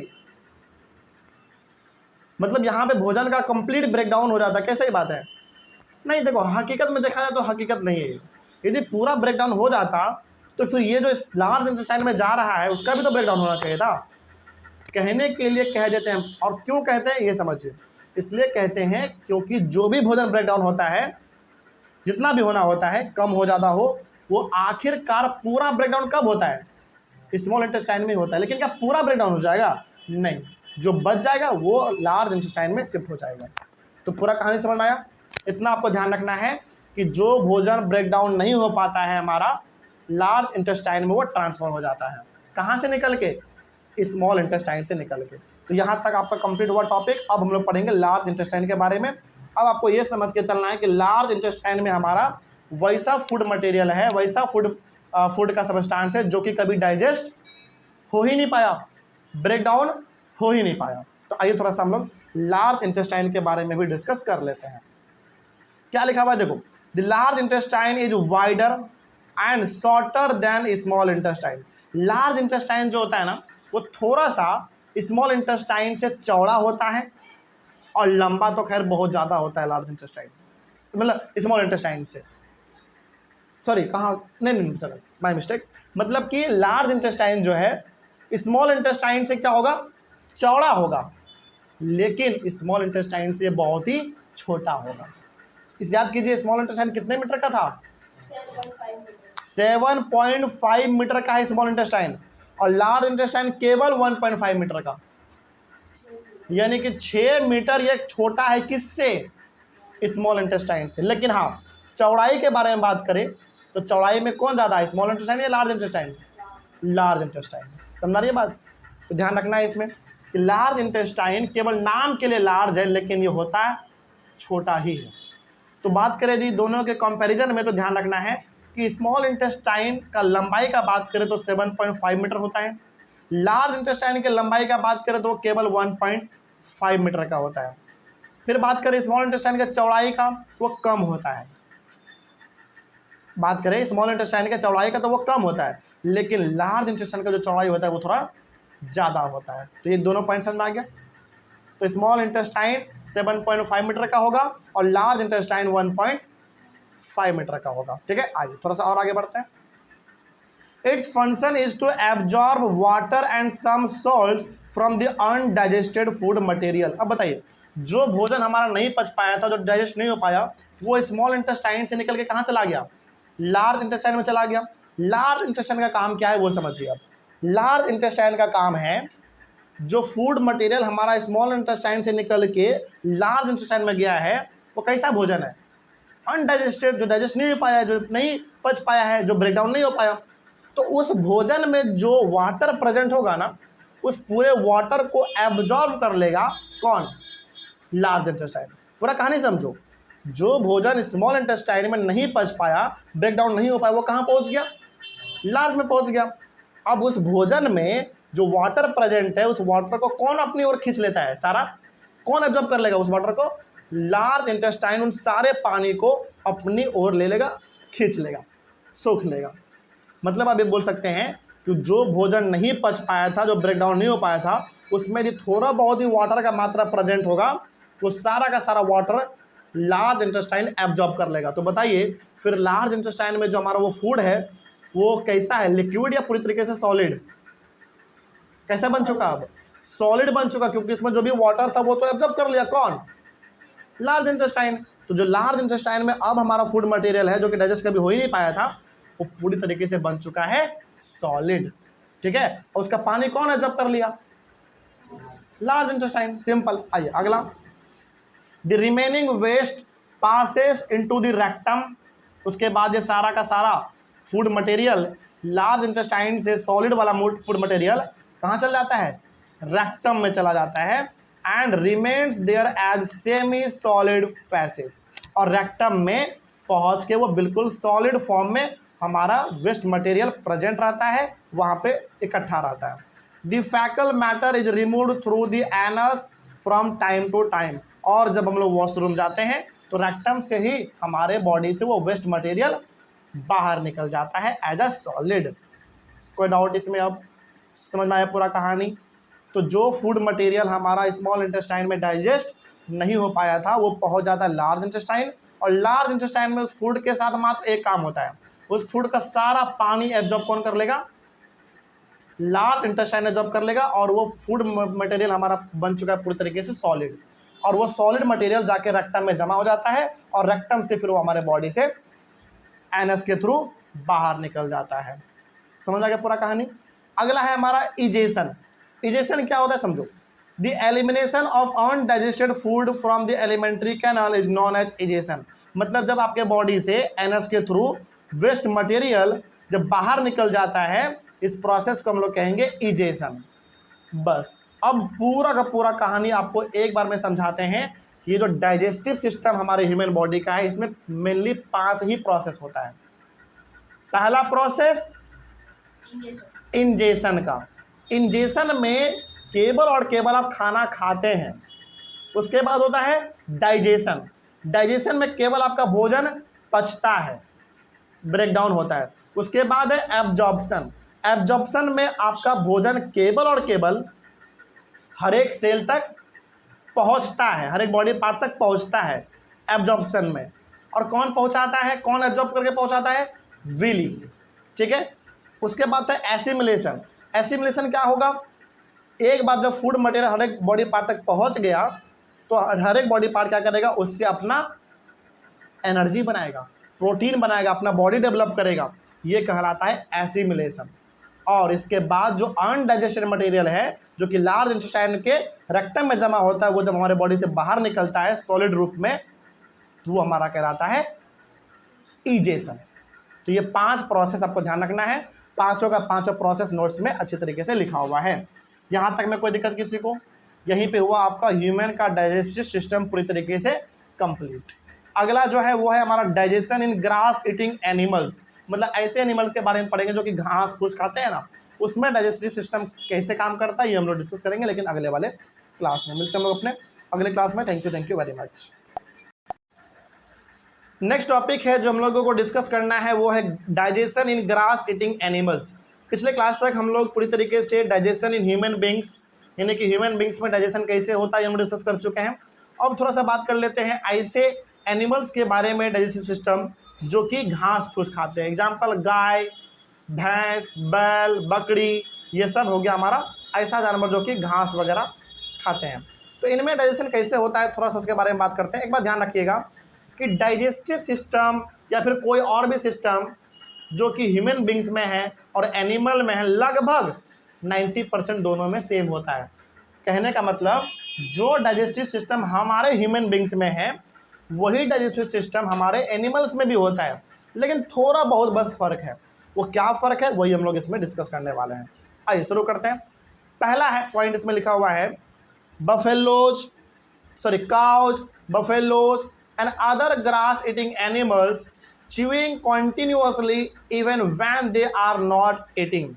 मतलब समझिए ध्यान से, यदि हम लोग बात करें गाय, भैंस, बैल, बकरी, ये सब ऐसे जानवर हैं जो कि घास फूस खाते हैं और ये लगातार चबाते रहते हैं। आपने देखा होगा जब ये घास नहीं भी खा रहे होते हैं, तब भी अपना मुंह चला रहे होते हैं। आपने गौर किया कभी? ऐसा क्यों? इसके बारे में भी इसमें इंटरेस्टिंग बात लिखा हुआ है, इसमें हम लोग डिस्कस करेंगे। आगे बात करते हैं। तो जैसे गाय, बैल, भैंस, बकरी, घोड़ा, गधा, ये सब जो है घास फूस खाने वाले जानवर हैं। और इनमें एक जो सबसे खास चीज़ है वो ये कि ये लोग जब कुछ नहीं भी खा रहे होते हैं ना, तब भी इनका मुंह चल रहा होता है। आखिर ऐसा क्यों? तो इसके बारे में हम लोग बात करेंगे। अच्छा, एक बात हमने अभी तुरंत कहा था कि लगभग 90% डाइजेस्टिव सिस्टम या फिर कोई और भी सिस्टम ह्यूमन बींग्स और जानवर दोनों में सेम होता है, लेकिन कुछ डिफरेंस है। तो पहला डिफरेंस क्या है? यही वाला चीज़, जब हम लोग खाना खाते हैं केवल तभी मुंह चलता है हम लोग का, और जब खाना नहीं खाते तो मुंह बंद रहता है। ठीक है, लेकिन उनका मुंह जब वो खाना नहीं भी खा रहे होते हैं तब भी उनका मुंह चल रहा होता है। ऐसा क्या होता है उसमें? तो बस डिफरेंट चीज़ हम लोग पढ़ने वाले हैं, बाकी सब कुछ तो दोनों में क्या है, सेम ही है। तो आइए थोड़ा सा और बात करते हैं। They quickly swallow the grass and store it in a part of the stomach called rumen। Actually में होता क्या है ना, अच्छा एक बताओ, here the food gets partially digested and is called curd, but later the curd returns to the mouth in small lumps and the animal chews it। This process is called rumination and these animals are called ruminants। ये देखो actually में होता क्या है ना, जैसे भैंस, गाय, बैल, बकरी, इन प्रकार के एनिमल में ना एक अजीब प्रकार का सिस्टम है। स्टमक में ही एक अलग बॉक्स बना हुआ है, एक अलग कोना बना हुआ है जिसका नाम है र्यूमेन। सिंपल समझिएगा कहानी कि स्टमक में ही एक कोना है, इनका एक कॉर्नर है जिसका नाम है उस बॉडी पार्ट का र्यूमेन। एक्चुअली में ये एनिमल करता क्या है ना, जब घास खाते हैं ना ये लोग, तो बस हल्का सा चबा के अंदर घोट लेते हैं और वो जाके जमा हो जाता है कहाँ पे, र्यूमेन में। क्या र्यूमेन में जो घास जाके इकट्ठा हुआ क्या पूरी तरीके से पच चुका है? नहीं।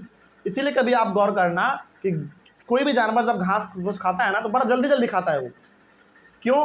क्योंकि थोड़ा सा चबाता है और जाके उसको घोट लेता है, वो जाके कहाँ जमा होगा, र्यूमेन में जमा हो जाएगा। और वो इसका इस्तेमाल तब करते हैं जब वो उसको भूख लगता है तब। इसका मतलब आप ये बोल सकते हैं कि गाय को बहुत ज़ोर से भूख नहीं भी लगा हो तब भी वो घास खा लेते हैं और उस घास को कहाँ स्टोर कर लेते हैं, वो र्यूमेन में स्टोर कर लेते हैं। और जब उनको भूख लगता है तो र्यूमेन से दोबारा आता है माउथ में पहले, फिर उसको वो चबाएगी अच्छी तरीके से, फिर घोटेगी, तब जाके स्टमक में जाएगा। तो कितना विचित्र सिस्टम है। मतलब 90% चीज़ लगभग सेम है। खाना हमारे बॉडी में भी स्टमक में ही जाना है, उसका भी स्टमक में ही जाएगा, लेकिन थोड़ा सा बस जो डिफरेंस है उसके बारे में हम लोग ज़्यादा फोकस करेंगे। तो पहला कहानी आपको ये समझना है कि गाय, बैल, भैंस, बकरी, इन प्रकार के जानवर में जो स्टमक है उनमें एक अलग ही कॉर्नर बना हुआ है, एक अलग ही बॉक्स बना हुआ है जिसका नाम है र्यूमेन। तो ये लोग जब खाना खाते हैं तो हल्का से बस उसको चबाएगा और घोट लेगा, और वो जाके कहाँ जमा हो जाएगा? र्यूमेन में जमा हो जाएगा। ठीक है, उसके बाद क्या होता है? Here the food gets partially digested and is called cud. तो बताइए, जो भोजन अभी र्यूमेन में जमा हुआ है क्या वो पूरी तरीके से पच चुका है? डाइजेस्ट हुआ है अच्छी तरीके से? आधा डाइजेस्ट हुआ है बस। तो उस आधा डाइजेस्ट हुए, जो आधा फूड हमारा डाइजेस्ट हुआ है जो कि र्यूमेन में पड़ा हुआ है, उसको हम लोग कह देते हैं कर्ड, CUD, कर्ड। ठीक है, मतलब कि ये वो भोजन है जो कि र्यूमेन में जमा है और वो पूरी तरीके से डाइजेस्ट नहीं हो पाया है। अब आगे क्या होता है वो देख लो। But later the curd returns to the mouth, और बाद में वही भोजन जो र्यूमेन में जमा था वो दोबारा निकल के कहाँ आएगा? अंदर ही अंदर माउथ में आएगा। अपने आप आता है? नहीं, जब उनको भूख लगेगा तब। गाय को जब भूख लगेगा तब आएगा वो माउथ में। ठीक है, इन स्मॉल लम्प्स, यानी कि थोड़ा थोड़ा मात्रा में र्यूमेन से भोजन निकल के माउथ में आता जाएगा। And the animal choose is, और एनिमल जो जानवर है उसको बार बार वो चबाते रहेंगे। ठीक है, मतलब कि धीरे धीरे अनाज र्यूमेन से निकल के माउथ में आता है और वो धीरे धीरे चबाते रहते हैं, और जब एक बार वो चबाना स्टार्ट करते हैं तो जब तक उनका पेट भर न जाए तब तक वो चबाते रहते हैं। ठीक है, और वो चबाएंगे, और चबाने के बाद फिर जो वो घोटेंगे तो फिर कहाँ पहुँचेगा अनाज? इस बार र्यूमेन में नहीं बल्कि इस बार स्टमक में पहुँचेगा। ठीक है, आगे this process is called rumination, और इसको हम लोग कहते हैं र्यूमिनेशन। इस प्रोसेस को कहते हैं र्यूमिनेशन। तो यदि कोई पूछे कि बताओ र्यूमिनेशन क्या है, तो सिंपल से बताइएगा कि जैसे ग्रास ईटिंग एनिमल, जैसे गाय, बैल, भैंस, बकरी, इन सभी के स्टमक में एक स्पेशल कॉर्नर होता है, अलग बॉक्स होता है जिसको हम लोग कहते हैं र्यूमेन। वहाँ पे ये लोग अनाज को घोट के इकट्ठा करके रखते हैं, और जब इनको भूख लगता है तो वो दोबारा वहाँ से निकाल के अनाज को दोबारा अच्छे से चबाते हैं, और फिर दोबारा उसको चबाने के बाद स्टमक में भेज देते हैं, और यही पूरा प्रोसेस कहलाता है र्यूमिनेशन। और इस प्रकार के जो जानवर करते हैं उस जानवर को हम लोग कहते हैं र्यूमिनेंट्स। क्या बोलेंगे? र्यूमिनेंट्स बोलेंगे। जैसे गाय एक र्यूमिनेंट है, भैंस भी र्यूमिनेंट है, बकरी भी आपने देखा होगा, बकरी भी बार बार चबाते रहती हैं कुछ ना कुछ।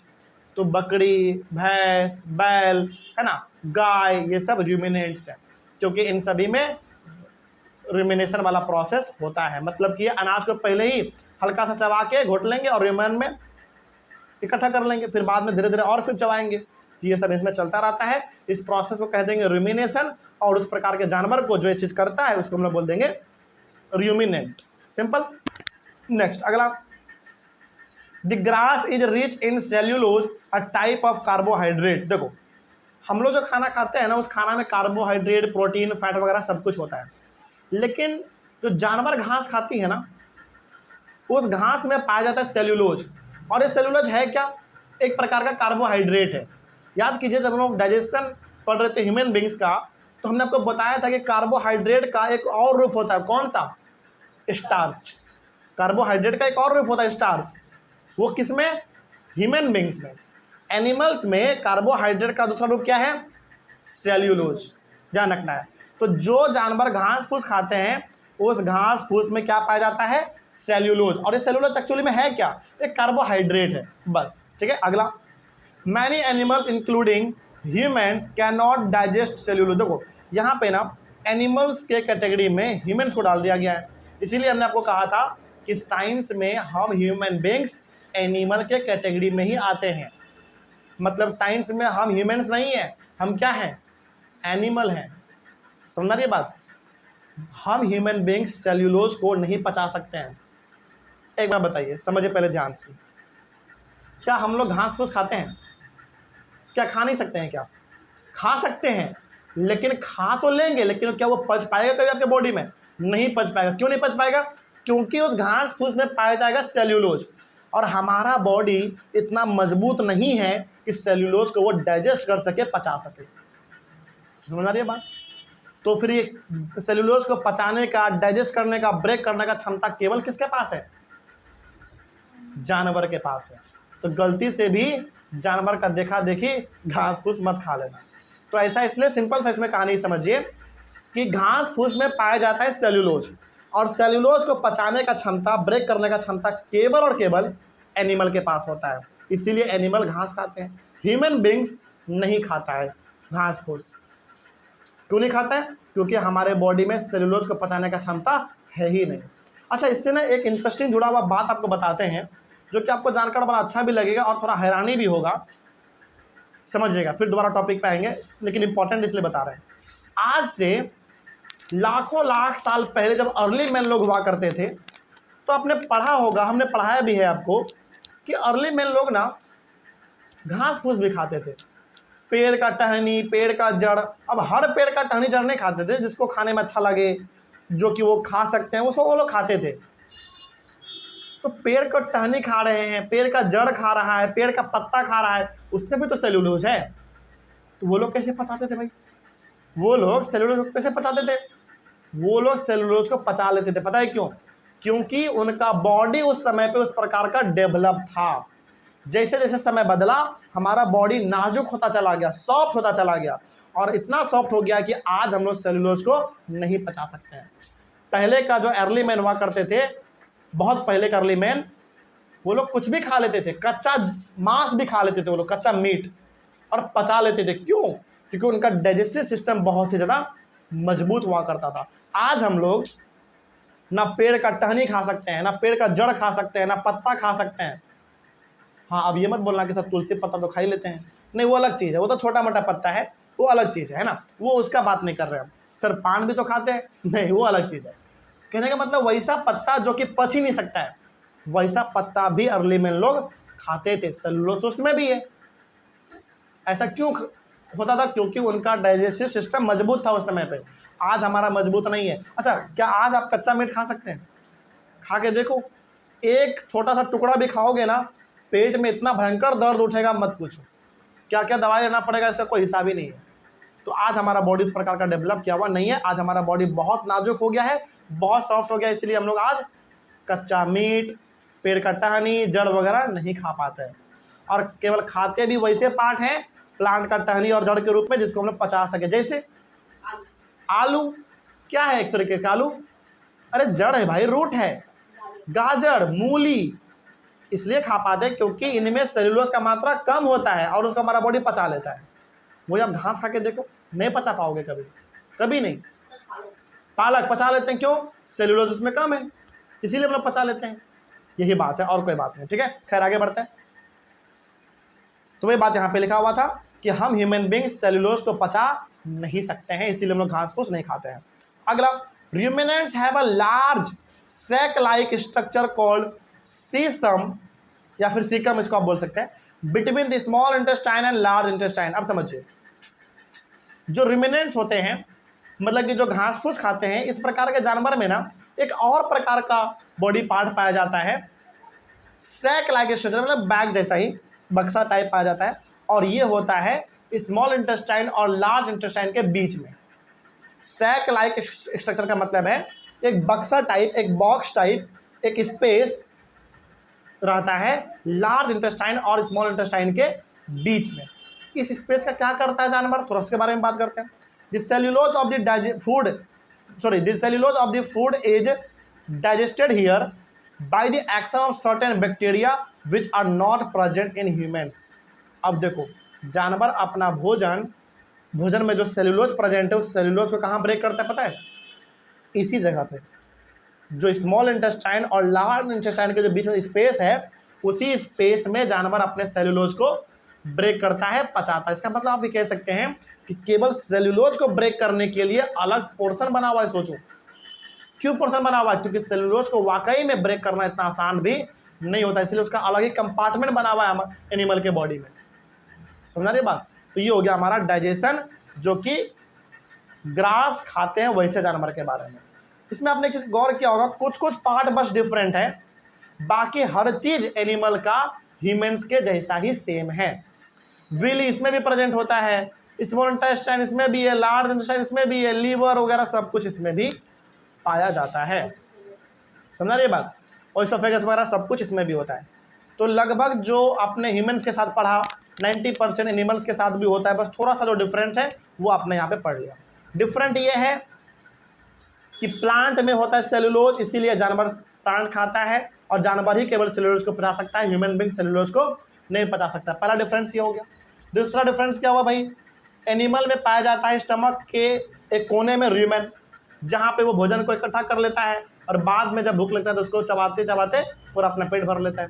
दूसरा डिफरेंस ये है कि स्मॉल इंटेस्टाइन और लार्ज इंटेस्टाइन के बीच में एक स्पेस है, उसी स्पेस में ये सेलुलोज को ब्रेक करता है। क्या हमारे बॉडी में ऐसा कोई स्पेस था इस दोनों के बीच में? बिल्कुल भी नहीं।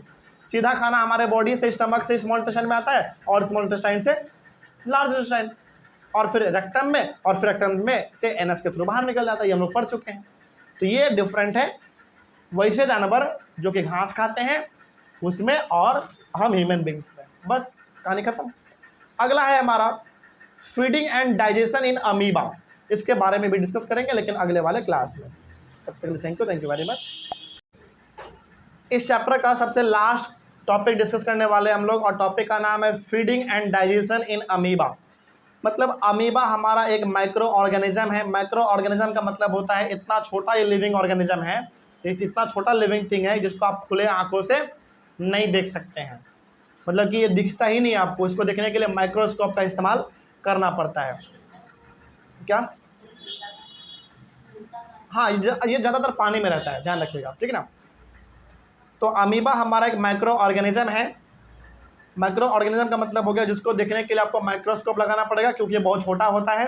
तो ये खाना अपना कैसे खाता है, खाना अपना ये कैसे डाइजेस्ट करता है, इसके बारे में हम लोग डिस्कस करने वाले हैं। ठीक है, आइए शुरू करते हैं। पहला पॉइंट इसमें लिखा हुआ कि amoeba is a microscopic single celled organism found in pond water.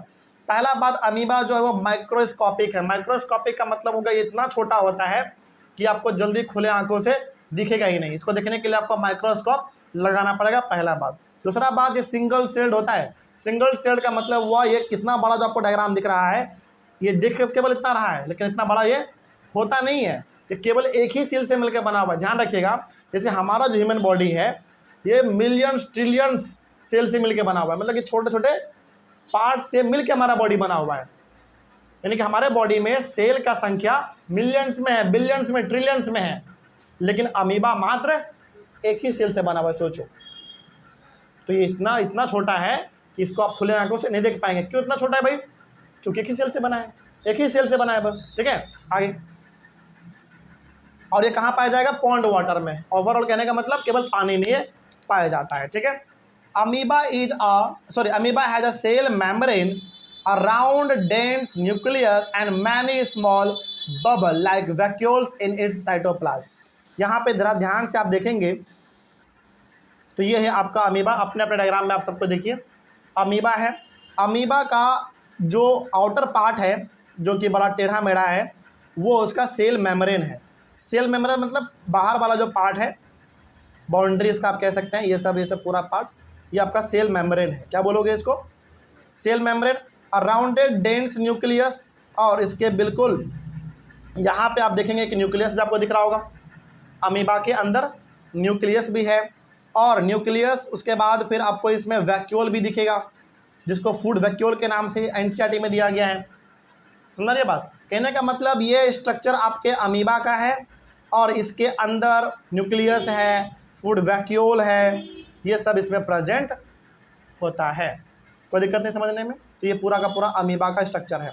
Amoeba का ये बाहर वाला पार्ट सेल मेम्ब्रेन कहलाता है, ये वाला न्यूक्लियस है, और ये दोनों पार्ट इसका फूड वैक्यूल है। ये सब हम डिस्कस करेंगे आगे भी। उसके बाद amoeba constantly changes its shape and position. Amoeba का कोई भी एक फिक्स्ड शेप और पोजीशन नहीं होता है, ये अपना हर बार पोजीशन और शेप क्या करता रहता है? चेंज करता रहता है, हर बार चेंज करता रहता है। ठीक है, इसका कोई भी फिक्स्ड शेप और पोजीशन नहीं होता है, बार बार ये अपना चेंज करता रहता है। उसके बाद it pushes out one or more finger like projections called pseudopodia. बहुत लोग इसको पी सीडोपोडिया पढ़ते नहीं, इसमें पी साइलेंट होता है, केवल इसको क्या पढ़ेंगे? सीडोपोडिया पढ़ेंगे। और फॉल्स फीट या फिर इसको फॉल्स फीट भी कहा जाता है for movement and capture of food. देखो एक्चुअली में होता क्या है ना, एकदम कहानी की तरह इसको समझिएगा। ये रहता कहाँ है, पहला बात पानी में। तो पानी में जो फूड पार्टिकल्स इसको मिल जाएगा ना, तो उस फूड पार्टिकल्स की ओर ये धीरे धीरे आगे बढ़ेगा और धीरे धीरे आगे बढ़ते बढ़ते बढ़ते बढ़ते अपना बाँह फैला लेता है और बाँह फैला के फूड पार्टिकल्स को अपने बॉडी के अंदर कर लेगा। और यहाँ पे आप देख पाएंगे ये वाला पार्ट कहलाता है सीडोपोडिया, इधर वाला और इधर वाला दोनों पार्ट कहलाएगा सीडोपोडिया। और ये एक्चुअली में इसका हाथ दिख रहा होगा आपको कि दोनों हाथ से फूड को अपने अंदर लेना चाह रहा है, लेकिन एक्चुअली में इसका हाथ नहीं है, इसीलिए इसको कहा गया इसका फॉल्स फीट। मतलब ये हकीकत में होता नहीं है, लेकिन ये जब भोजन इसके पास आएगा तो अपना स्ट्रक्चर ऐसा बना लेगा ताकि भोजन को अपने बॉडी के अंदर खींचा जा सके। समझ आ रही बात? कहने का मतलब यहाँ पे सिंपल सा है कि अमीबा का कोई भी फिक्स शेप साइज कुछ भी नहीं होता है, लेकिन जब इसके सामने भोजन आ जाएगा तो भोजन को अपनी बॉडी के अंदर करने के लिए अपने बॉडी को ऐसे बना लेगा जैसे लगेगा कि हाथ बना लिया है और अपने हाथ से उस बॉडी भोजन को अपने बॉडी के अंदर कर रहा है। तो वो जो हाथ है उसी को यहाँ पे बोला गया है फिंगर लाइक प्रोजेक्शन, यानी कि सीडोपोडिया। यहाँ पे आप साफ देख पा रहे होंगे कि ये आपका फूड पार्टिकल है, ये आपका सीडोपोडिया है और ये वाला पार्ट भी सीडोपोडिया कहलाता है। ये वाला और ये वाला पार्ट दोनों सीडोपोडिया है और इससे ही अपना हाथ फैला के फूड को अपने अंदर कर लेता है। क्या हकीकत में इसका कोई हाथ वगैरह होता है क्या? नहीं, हकीकत का कोई हाथ नहीं होता। उसके बाद when it senses food it pushes out pseudopodia around the food particle and engulf it। और जब इनके आसपास फूड पार्टिकल्स आएगा अपना सीडोपोडिया बना के भोजन को अपने बॉडी के अंदर कर लेगा। The food becomes trapped in a food vacuole. और ये फूड जब एक बार हमारे अमीबा के बॉडी के अंदर आ जाएगा तो ये चला जाता है फूड वैक्यूल में। कहाँ चल जाएगा? फूड वैक्यूल में। फूड वैक्यूल तो पहले से प्रेजेंट होता है किस में? अमीबा के बॉडी के अंदर, इसलिए इसका नाम पड़ा है फूड वैक्यूल। मतलब कि एक बार यदि अमीबा के बॉडी के अंदर फूड आ गया वो फूड कहाँ चल जाता है? फूड वैक्यूल में चल जाता है। ठीक है, आइए अब फूड वैक्यूल में एक बार भोजन पहुँच गया तो फूड वैक्यूल में भोजन के साथ होता क्या है, तो उसके बारे में समझते हैं क्या होता है। Digestive juices are secreted into the food vacuole. Food vacuole produce करेगा डाइजेस्टिव जूसेस, मतलब कि फूड वैक्यूल प्रोड्यूस करता है डाइजेस्टिव जूस। और ये डाइजेस्टिव जूस क्या करता है? They act on the food and break it in down into simple substances, simpler substances. तो फूड वैक्यूल क्या प्रोड्यूस करेगा? डाइजेस्टिव जूस प्रोड्यूस करेगा और वो डाइजेस्टिव जूस उस फूड को पूरी तरीके से फूड वैक्यूल के अंदर ही ब्रेक कर देगा। तो पूरा कहानी समझिए एक बार। एक बार ये food material food particles amoeba के अंदर आया तो फूड पार्टिकल्स कहाँ चल जाएगा? फूड वैक्यूल में चल जाएगा और फूड वैक्यूल प्रोड्यूस करता है डाइजेस्टिव जूस। वो डाइजेस्टिव जूस क्या करेगा? उस फूड को पूरी तरीके से फूड वैक्यूल के अंदर ही ब्रेक कर देगा, छोटे छोटे टुकड़ों में डिवाइड कर देगा, डाइजेस्ट कर देगा। Gradually the digested food is absorb. और एक बार जब वो फूड ब्रेक हो गया, डाइजेस्ट हो गया, तो पूरे अमीबा में वो फैला देता है, क्योंकि पूरे अमीबा को फूड का ज़रूरत है ना। तो पूरे अमीबा के इस पूरे बॉडी पार्ट में फूड मटेरियल डाइजेस्ट होने के बाद, ब्रेक होने के बाद फैला दिया जाता है। The absorbed substances are used for growth, maintenance and multiplication. और अमीबा उस फूड मटेरियल से क्या करेगा? अपना ग्रोथ करेगा, डेवलपमेंट करेगा, है ना, अपने बच्चों को जन्म देगा। एनर्जी रहेगा तभी तो जन्म देगा। तो इस तरीके से ये अपना काम करता है। The undigested residue of the food is expelled outside by the vacuole. और जो फूड मटेरियल इसके बॉडी में जनरेट होगा, एक बात ध्यान रखिए, ये भी लिविंग ऑर्गेनिज्म है, लिविंग थिंग है, तो वेस्ट मटेरियल ये भी तो प्रोड्यूस करेगा। तो वेस्ट मटेरियल ये सारे के सारे बॉडी पार्ट का एक जगह पे पहले इकट्ठा करेगा। एक जगह पे इकट्ठा करने के बाद जिस तरीके से अपने फूड पार्टिकल्स को अपने बॉडी के अंदर लिया था सीडोपोडिया बना के, उसी तरीके से दोबारा सीडोपोडिया बनाएगा और वेस्ट मटेरियल को अपने बॉडी से बाहर फेंक देगा।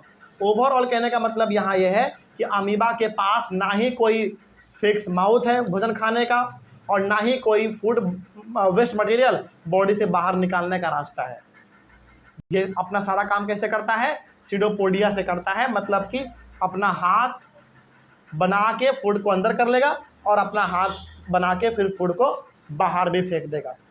ये पूरा का पूरा कहानी चलता है अमीबा के साथ। इस तरीके से पूरा ये टॉपिक कंप्लीट हुआ और टॉपिक के साथ पूरा आपका चैप्टर भी कंप्लीट हुआ। अब बताइए चैप्टर में कहीं पर कोई डाउट किसी को है? पूरा चैप्टर समझ में आ गया अच्छी तरीके से। चलिए, तो यहीं पे हमारा चैप्टर खत्म होता है। मिलेंगे हम लोग अपने अगले क्लास में फिर से एक नए चैप्टर के साथ और एक नई शुरुआत के साथ। तब तक के लिए thank you very much and have a nice day.